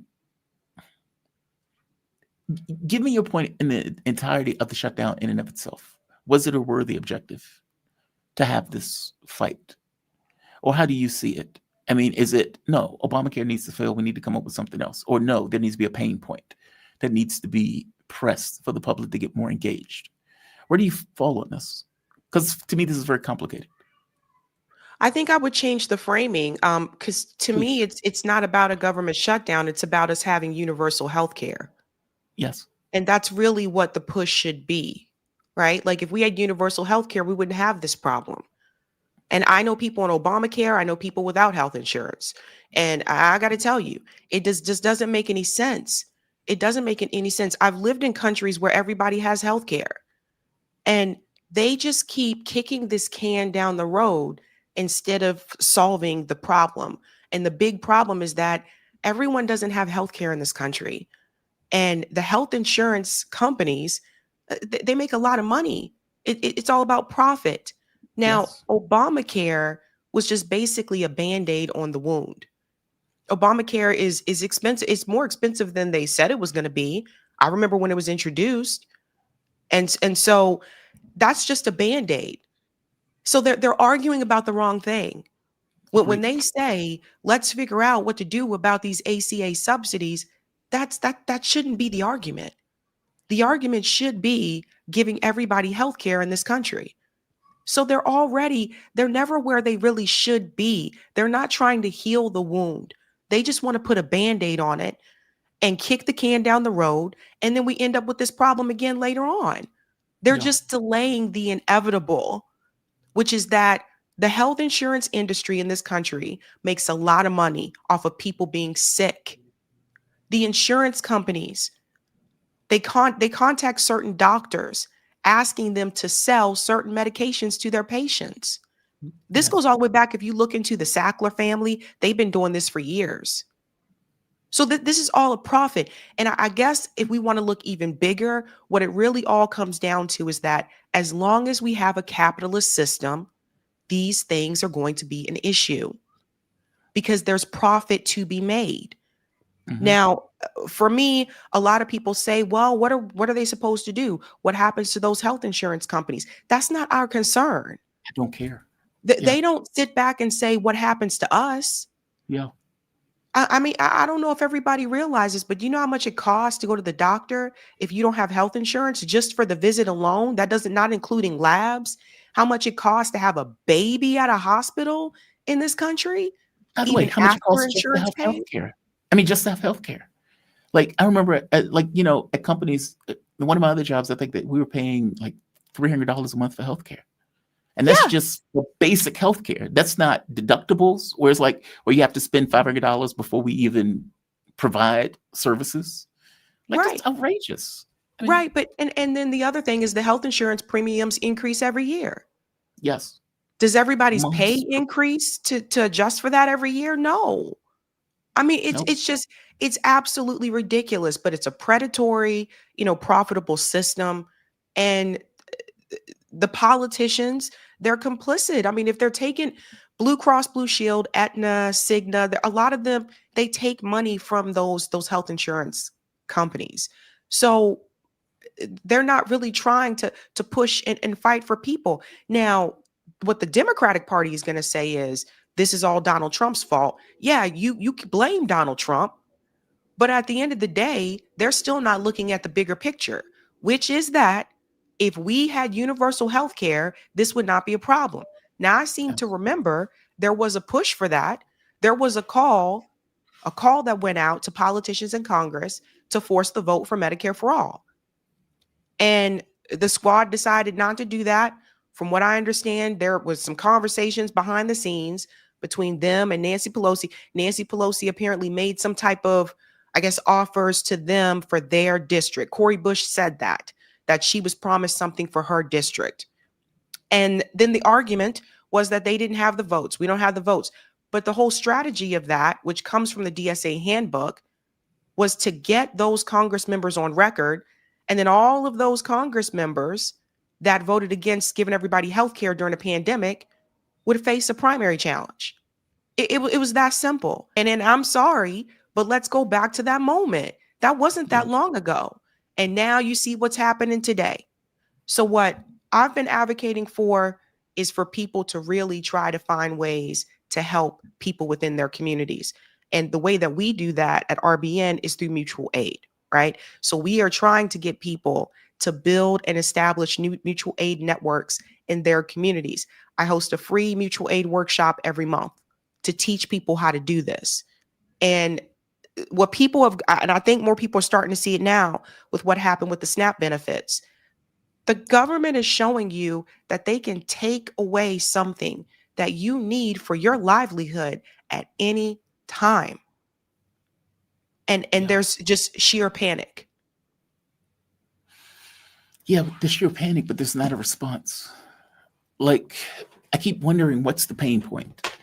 Like, look, January 6th wouldn't have bothered me so much if they were actually doing it for an actual good reason. Hey, we don't have our benefits. You're firing us. We're losing our jobs. We are not making ends meet. We are, meaning, if there was an economic rationale for January 6th, God bless. I get it at that point. Instead, you have randos running the Capitol in order to try to reinstall Donald Trump as president in a failed race. Like, you may get Black Lives Matter, meaning, a man gets his neck set on for 9 minutes, ending his life in a horrific way. And you get the population to rise up and protest for like a year, burning down police stations and everything else. But there's never an economic rationale for it. This is not. I remember going to Martin Luther King Park, or the statue of Martin Luther King in Washington, D.C. during one of the protests. And it's like, you're standing in front of a man that was a socialist, that was pushing for economic benefits and economic well-being of the population itself. And it never comes up in any of the arguments that take place. And there's never a demand that's ever uttered to the government itself. Even when they were wearing the hats and whatnot, when Donald Trump first got elected, again, never a demand, never, this is what we want, in the context of an angry population that has been immiserated. Do you ever see that changing? Because I don't see that changing. This is why my producer, Eric, started 11 Demands, because this is something he's been talking about for quite some time. He said that these, protests are great. And I participated in protests and covered protests. But if you don't have key demands, what is the message that you're trying to get across? And I look back on some of the protests and I realize, the demands didn't go as far enough. We should be demanding healthcare. We really should. Like, I just don't, we had marches in over 50 cities across the country a couple of years ago for Medicare for all. And again, some people weren't happy about it because it happened when a Democrat was in the White House. Mm-hmm. We were told that. So, because the Democrats in the White House doesn't change the fact that everyone doesn't have healthcare. Right. So it's just, so you only want us to do this when Donald Trump's in the White House? The No Kings rallies, right? Like Donald Trump's, what were the demands? They were not. We don't want you to be we don't want you to be a king. That's the demand that I took from it. Yeah, there you go. And you mentioned the part that a lot of people don't mention, that MLK was basically a socialist. I think a lot of people obviously still don't know, because that's not taught in history books. It's not taught that when you're in school. So I think a lot of, unfortunately, I think a lot of Americans are propagandized, and that's unfortunate. But I see it, like, just talking to people, like, in person, not like on live streams, but in person, everyday conversations with people. A lot of people don't know what we know. And this is something I'm trying to keep in mind. I can get a little impatient about this sometimes, but I'm trying to teach myself to understand that everyone is not in this space, in this political YouTube space. Everyone doesn't know what we know. Everyone doesn't know about Ukraine and Nazis being in the Azov battalion. In fact, most people I talk to don't. Everyone doesn't know the truth about Venezuela. So I think that's a big part of the problem. Now, I think with Gaza, it's a little bit different because we all saw that happen. We watched a live stream genocide on social media. for over 2 years. I mean, and there's no ceasefire. People are still being killed in Gaza, right? So we all, the whole world saw that. But what I'm starting to learn is that if it's not on that scale where the whole world sees it, a lot of people are left in the dark. So I think it's on us in independent media to continue to try to educate people, as much as we can. Same thing with Malcolm X. You mentioned MLK, same thing with Malcolm X. A lot of people didn't know some of the things that Malcolm X was trying to tell people about the Democratic Party and the Republican Party, Right. and how you have the wolf and the fox. A lot of people don't know. So a lot of people don't know that the Black Panthers did mutual aid. Yep. So again, it's unfortunate, but like a lot of it is like, if it's not taught, how it's taught in school, and whether it's taught at all. The thing that annoys me the most, I think, out of all of this is Democrat playbook was effectively let Trump be Trump. Don't do anything. They'll come back to us. And, Mamdani ran a hell of a campaign. Regardless of what he ends up doing, he ran a hell of a campaign. But the other Democrats were rando Democrats. And it was more like, Trump sucks. Trump is bad. We're now flooding back to the Democratic Party. In fact, take a look at this.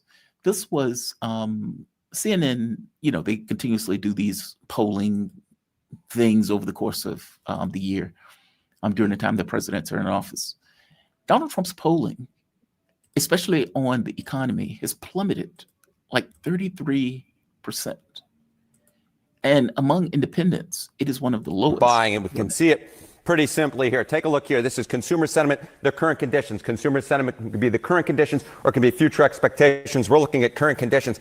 And get this, according to the University of Michigan, we are dealing with the worst ever view of current conditions dating all the way back since 1951. This is record-breaking in the way you don't want to be breaking records. And get this, Kate, it is down 30%. Consumer sentiment of current conditions down 30% from January when Donald Trump took office. No bueno. That's astonishing. That's astonishing. I don't know what those people thought, right? But I guess my point is, like, if you are a Democrat, and from your point of view, you're seeing, all right, all of these Democrats won in races. Hell, even in like Georgia, they were winning in races that they never won before. You got these Democratic governors that were put in play. Mamdani won by historic numbers. You may be feeling pretty good about yourself and your chances. Then you say, well, Republicans are going to gut healthcare. That's the way it's going to be framed. Republicans are going to gut healthcare. So when bills go up 2 to 3 times, we as Democrats were standing up for this. I can show you Van Jones making that argument. Whereas Republicans were against it, and they were willing to take food out of your baby's mouth in order to raise your healthcare bill. This will be the argument that is effectively being made. And you can imagine that if you're going into the primaries, where the public sentiment has plummeted to the lowest ever, Donald Trump's rating has plummeted. Like, you can look at the rating as it ticks down. That is going to affect what takes place in the midterms. Meaning, from a Democratic point of view, we don't have to expend energy. We don't have to do anything. We need to show up, and the public will run back to us. That is terrifying to me. And that seems to be what is about to take place. Please tell me there's a different take on this that I'm missing.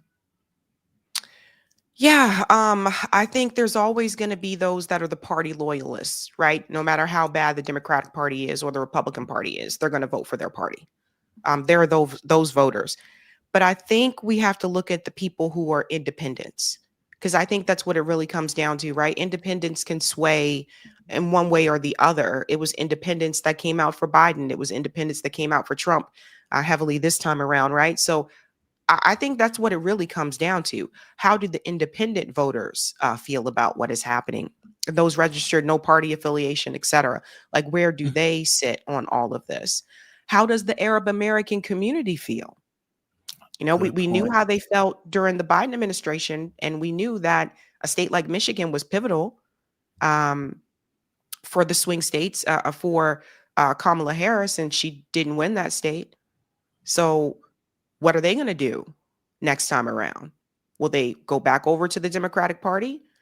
Will they break off and vote third party or independents? Will they stay home? because when we talk about the presidential election, it basically just comes down to swing states. Hate to say it, but the reality is, if you don't live in those swing states, I mean, that's really what it comes down to, right? So it's I'm really talking more about the so about, midterms, though, just for oh, clarity. for Just to be midterms. clear. Yeah. Yeah, for midterms. Yeah, I think a lot of it is that Trump's policies have been awful.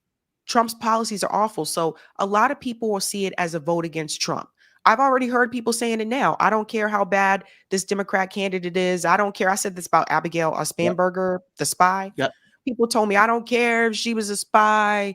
The Republicans are terrible and Trump's so bad. So I'm gonna, vote for her. So I think, but then you got to start asking this question. Is it possible that Trump can be a part of this as well, part of this game, that maybe he is being as bad as he wants to be so that people don't leave the two-party system or this uniparty, so to speak? And just maybe Chuck Schumer, and this is what I asked people the other day, is it possible that Chuck Schumer could possibly just be working behind the scenes with Israel to make sure that Donald Trump gets his policies passed? Chuck Schumer said it the other day that the reason why he didn't endorse Zoran Mandami is because he's considered a guardian for Israel. I think it's worse than that, to be honest. I think my take is more cynical. I think both of them, both political parties, have just acknowledged we don't have to really do anything. That meaning, from a Republican side, they look at it as bad as we're going to be, Democrats are going to be ineffectual, which are going to bring them back to us. And Democrats look at it as bad as and ineffectual as we are. They will get pissed off at Republicans and come back to us. Both political parties have internalized this dynamic, the scheme of a two-party system and the way that it operates. And so they function accordingly. So it's not like, hey, we're colluding to play a game in the sense that we have back channel talks about how to make this work. I think it's more just we both understand the rules of this particular system and that we don't really need to pay attention to the larger population. That for all intents and purposes, Nancy Pelosi said it one day. She was like, they'll come back. She said it flat out, they'll come back. And that seems to be what they just know. Even if random Democrat gets taken out, at some point, another random Democrat will come back in because, as you point out, there will be the party loyalists and there will be independents and there will be a new group of voters as kids who grow up who are not aware of the way the political system operates, and they will be drawn to one party or the other, and then they will be disillusioned, and then there will be another group, meaning there's always a generational divide that eventually takes place. I think they just know the scheme. I think it's a scheme, less a game. Yeah, and it's become more obvious over the years, right? Yeah. Because if you look back, like Bill Clinton served 2 terms, George W. Bush 2 terms, Obama 2 terms. It hasn't been two terms since then, Jamal. Trump 1 term, Biden 1 term. Yeah, so more people are starting to see like, whoa, what is happening here? But both of those parties exist to protect the status quo. Yes. They're always going to protect and unless we get corporate money out of electoral politics, they're always going to protect the status quo, right? And so that's the struggle I think you face if you believe in reforming the Democratic Party. Now, the win that Mondami had, that was a big win.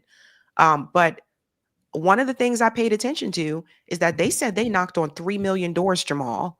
3 million. And like, you can't win. And this is the thing that I said. I just had a conversation recently with Jill Stein about this as well, was like, Imani Oakley made it very clear when she came on the show, when she ran in New Jersey, the third parties don't have the infrastructure and don't have the money. I just talked to Jill Stein about this and she agreed. Yeah, that's one of the big problems. But until it gets to the point where third parties can go knock on that many doors, that's what I'm saying, 3 million doors. That's where it's going to make a big difference. And so if you don't have the number of volunteers that Zoran had, if you don't have people to knock on that many doors, because with third parties and independents, the problem that they run into is that the media is going to try to blacklist them or block it out so that you don't hear about it. Right. So then you have to get that message across on the ground. So you need the money, you need the infrastructure, you need the resources to do what Zoran did. And right now they don't have that. And so it's just kind of this big, circle. So unless you're running in a third party and you're already like a public figure. If you're a big name or you have a lot of money, then it's going to be different for you. But if you're not, I mean, Zoran wasn't a big name before he ran for mayor. He was the state assemblyman. Mm-hmm. So you see all the work that they had to put in to get to that point.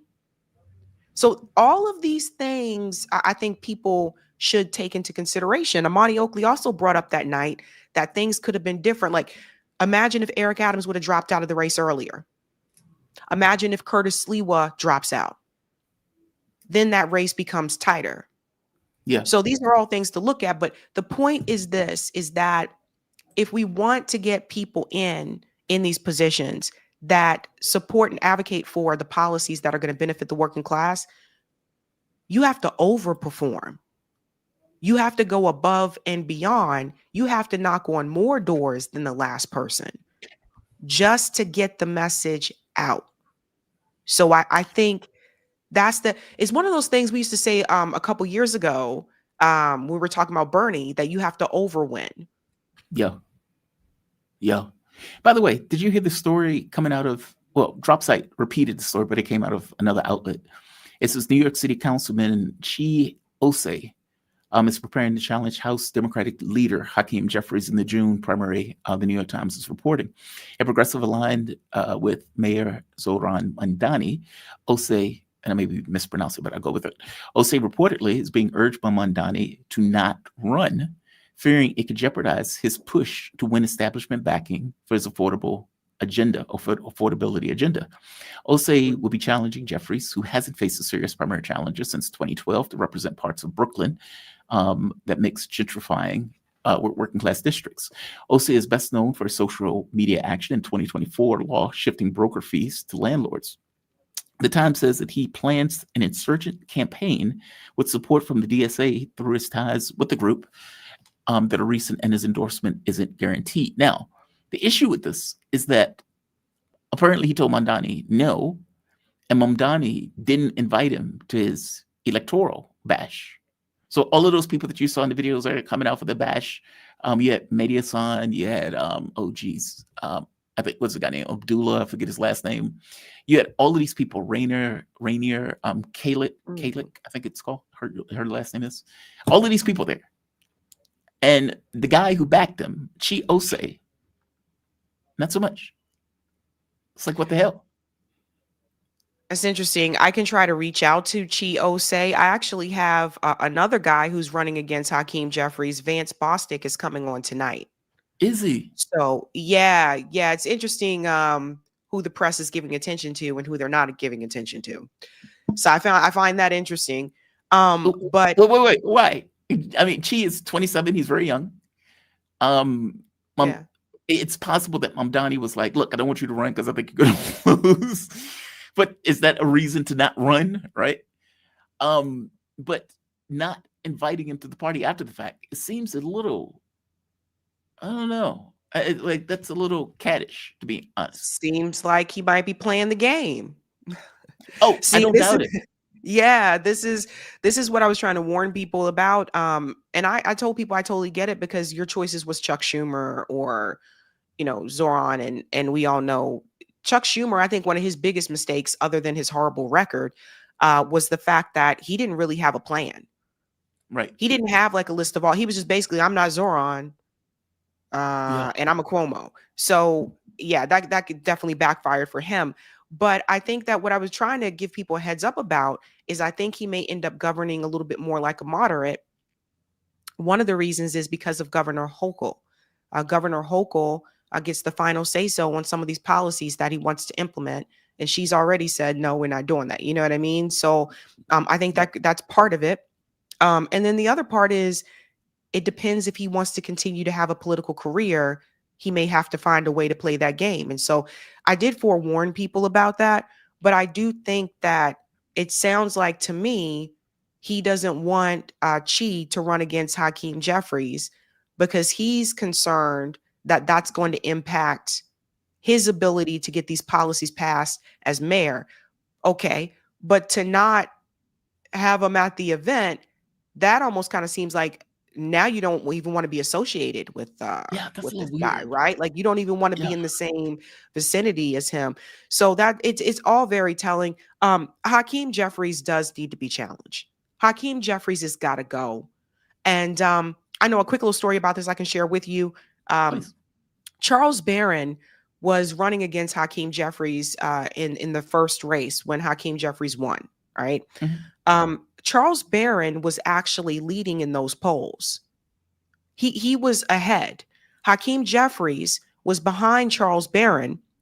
And so the Zionists and, AIPAC and all of them, they got together and decided to get behind Hakeem Jeffries. I actually believe they probably started talking to Hakeem when he was in college. But they put their money behind Hakeem Jeffries. And the next thing you know, David Duke issues an endorsement for Charles Barron. And David Duke, I've been saying this before. This. Yeah, I remember. Yes. I think David Duke is just an op that the Democratic Party uses. He's done this time and time again. He did it with Jill Stein. He'll endorse someone that is pro-Palestine to hurt their chances of doing better in the race. So once that endorsement came from David Duke, all of a sudden Charles Barron went down in the polls. Hakeem went above him, and that's how Hakeem Jeffries got that seat in Congress. People need to know that the majority of the people in that district wanted Charles Barron, not Hakeem Jeffries. So they had to go and coordinate a smear attack. I think all of them were behind this. Coordinate a smear attack against Charles Barron so that the Zionist entity can get the candidate in that they want.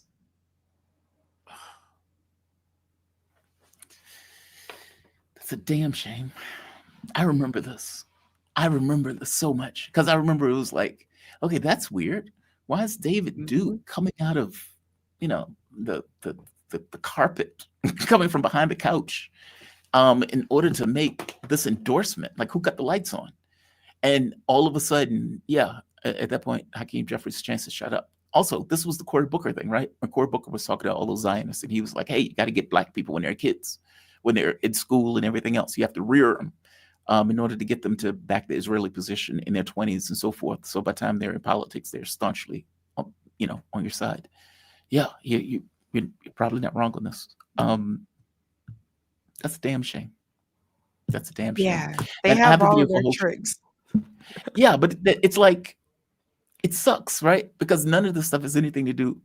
Like, I have long gotten rid of this idea of schoolboy politics, that these people are working in our interests. This stuff is about power and getting into office and doing whatever it takes to do that. It still sucks. It's just gross. And to back your point up about Hochul, this is her in New York effectively saying, we're not doing that stuff that Mom Donnie is talking about. Are you out of your mind? Well, And so that's all on that. No, I've had conversations about this on this trip. Effectively, look, we're not taxing the rich. We're not doing the free bus. We're not doing that stuff. That were important. By the same token, though, let's be honest, this could backfire. The man got elected with. I was just going to say, she is up for re-election. Exactly. And if you have the largest race in regard to the number of people that come out and vote for Mamdani, and you are putting the kibosh on his agenda, is that going to look good for you when you're running that race? I mean, that's assuming there's somebody to her left. I don't think so. She has two challengers already. Larry Sharp is running against her. He came on not too long ago to talk about this. And Elise Stefanik is running against Kathy Hochul. She's fully backed by Miriam Adelson and, of course, AIPAC. Like, yes, I don't think Elise Stefanik stands a chance, but she's running against her. Those are the two I know of right now, Elise Stefanik and Larry Sharp. But no, it's not going to be helpful for Kathy Hochul because she did, unlike Chuck Schumer, she did endorse Zohran Mamdani. So if you didn't agree with, these policies, then why did you endorse him, right? So I think that I don't think that's going to help her come the gubernatorial election, but we'll have to wait and see what happens. Sabrina, I always enjoy these conversations, and thank you for joining me this morning. I really do. I know it's early, that I'm dragging people out of bed, or late at times. I mean, Jesus, Warwick, it's like 10 o'clock in Australia. But I do appreciate you joining me. Honestly, I do.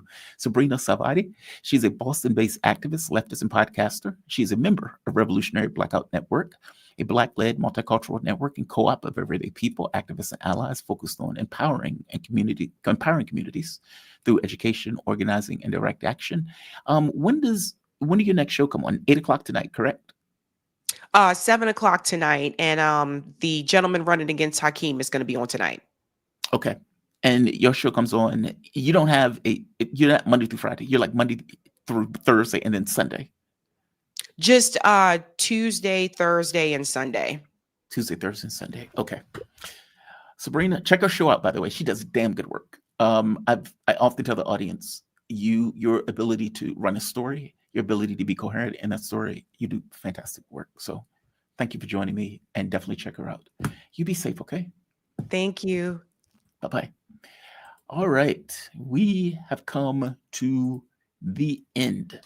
A rise for fries. I've rise for fries also. Mamdani wears, what is this? Yarmulke and a pic with Alex Soros. He's not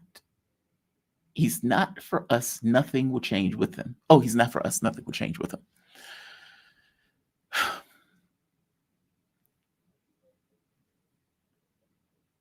Can you operate in our political system without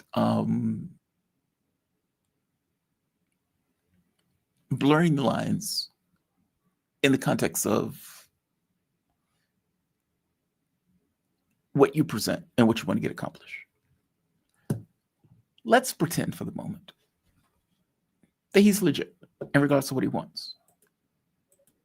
Let's pretend he's legit in regards to what he wants. Can you really get what you want if you are overtly transparent? I don't have an answer for that question, to be honest.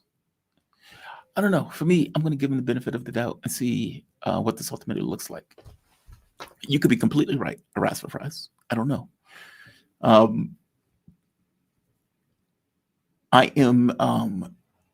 I got to be honest, I'm somewhat jaded on the political process. And while I may try to give the benefit of the doubt, that is me pushing back against my own cynicism about things that can get done politically. I don't know how many other people are in that space. I think that is a horrible space to be in, especially if I'm not alone in that space. I don't even know if people are there intellectually or if they're there in a felt sense. I think a lot of people are there in a felt sense. And, talking to random people on the street, for example. I had a guy that I knew, Brian. Brian used to be a nurse at a doctor's office that I used to go to. Brian can kind of fuck off right now because I hadn't seen Brian in like a decade. Brian was like, "You still alive?" Yeah, asshole, still alive. But Brian one day told me he's hard left. I mean, he's hard to the right. He's like hard right. And Brian was like, "Look, if I honestly believe that my government gave a shit about me, and that we had healthcare and we had rail and we had these like basic services and basic things, then I wouldn't mind so much paying taxes. I wouldn't mind so much being further in regards to the left. Maybe I would be, but that's not where I am. And that's not where my government is." Meaning from his point of view, this government does dick. And because they don't do anything for me, why would I want to give it money to not do stuff? If that makes sense. Meaning, why would I want to pay more taxes for it not to do things and provide services? Why would I want to give it more and it continues to do less? We have an oligarchical system that funnels money to the rich. Why would I want to participate in that system? That was his point of view. And at the time, I was, I guess, a Democrat. This is like a decade or more ago. And I'm like, yeah, dude, but don't you want healthcare? Don't you want education? Don't you want these things? Like, shouldn't these things be part of your political economy just for the basic, let's say, capability of the citizens within the context of that political economy? He may agree with that, by the way. He may say, yes. He may say, I'm a nurse. Yeah, why not? But they're not going to do that. I don't believe they're going to do that. And so why would I participate in that process? And I've come around this kind of point of view. You know, they don't believe in those things. Either political party believes in those things in earnest. Like, look, let's put this in context. The Democrats shut the government down to prevent health insurance from doubling and tripling. Now, I would tell you, my mom's health insurance tripled, just almost overnight, tripled. A lot of people got that extra check where their health care either double or triple. This will have larger effects and consequences in regards to the cost of healthcare going forward, because there are going to be a lot of people who just drop out of healthcare. I can't afford that. I'm not buying that. But more to the point, the idea that one political party, after spending trillions on a quote unquote big, beautiful bill that funneled trillions to the top 1%, while throwing pennies at everybody else. And that same party says, we are willing to starve people, we're willing to fire people, we're willing to down airlines, we're willing to do all of this stuff in order to ensure healthcare costs go up. Okay, that's pretty astonishing, right? The other political party decides to shut the government down in order to defend a broken system that is already too expensive, and not just already too expensive, to organize a huge amount of energy and eyes on protecting and rally around a flag to defend that system that is already overpriced and is already broken. There's something disgusting about that. Every bit as much as, maybe slightly less than on the other side. I'm saying both suck. I'm saying both suck. Both are horrendous, right? The idea that you have to defend this thing that is somewhat already battered and broken, and that from their point of view, well, this is the best we can get. Okay, well, that's not true, right? It's not the best that we can get. It's the best that you are willing to accept. There's a difference in those things. And of course, Republicans don't care about it one way or the other. If your donors are rich, why do you care, right? Why do you care that people are going without healthcare or food? Why do you care? That's not really the Republican position one way or the other. I guess I'm saying both of these positions are atrocious and horrendous. And no, I don't necessarily want people paying more for healthcare, obviously, but they're already paying too much for healthcare. It's already sucks. It's already a broken program. And you would think that, hey, we need a government-run healthcare system, you know, like the other industrialized nations of the world that ensure that everybody gets healthcare without necessarily selling an arm and a leg or opening an OnlyFans account. And yet, in this country, not so much. Broken roads, broken neighborhoods, trashed schools, trillions of dollars that people are in debt for the temerity to get education. Like all of this stuff, you would think that this stuff would be a deal breaker. But apparently, not so much. People have been organized into this mindset that this is the best you can get. This is the best there is. And it's like, hey, you realize other countries are actually doing that stuff, right? Yeah, but America's number one. Okay. America's number one. All right. I am going to end this.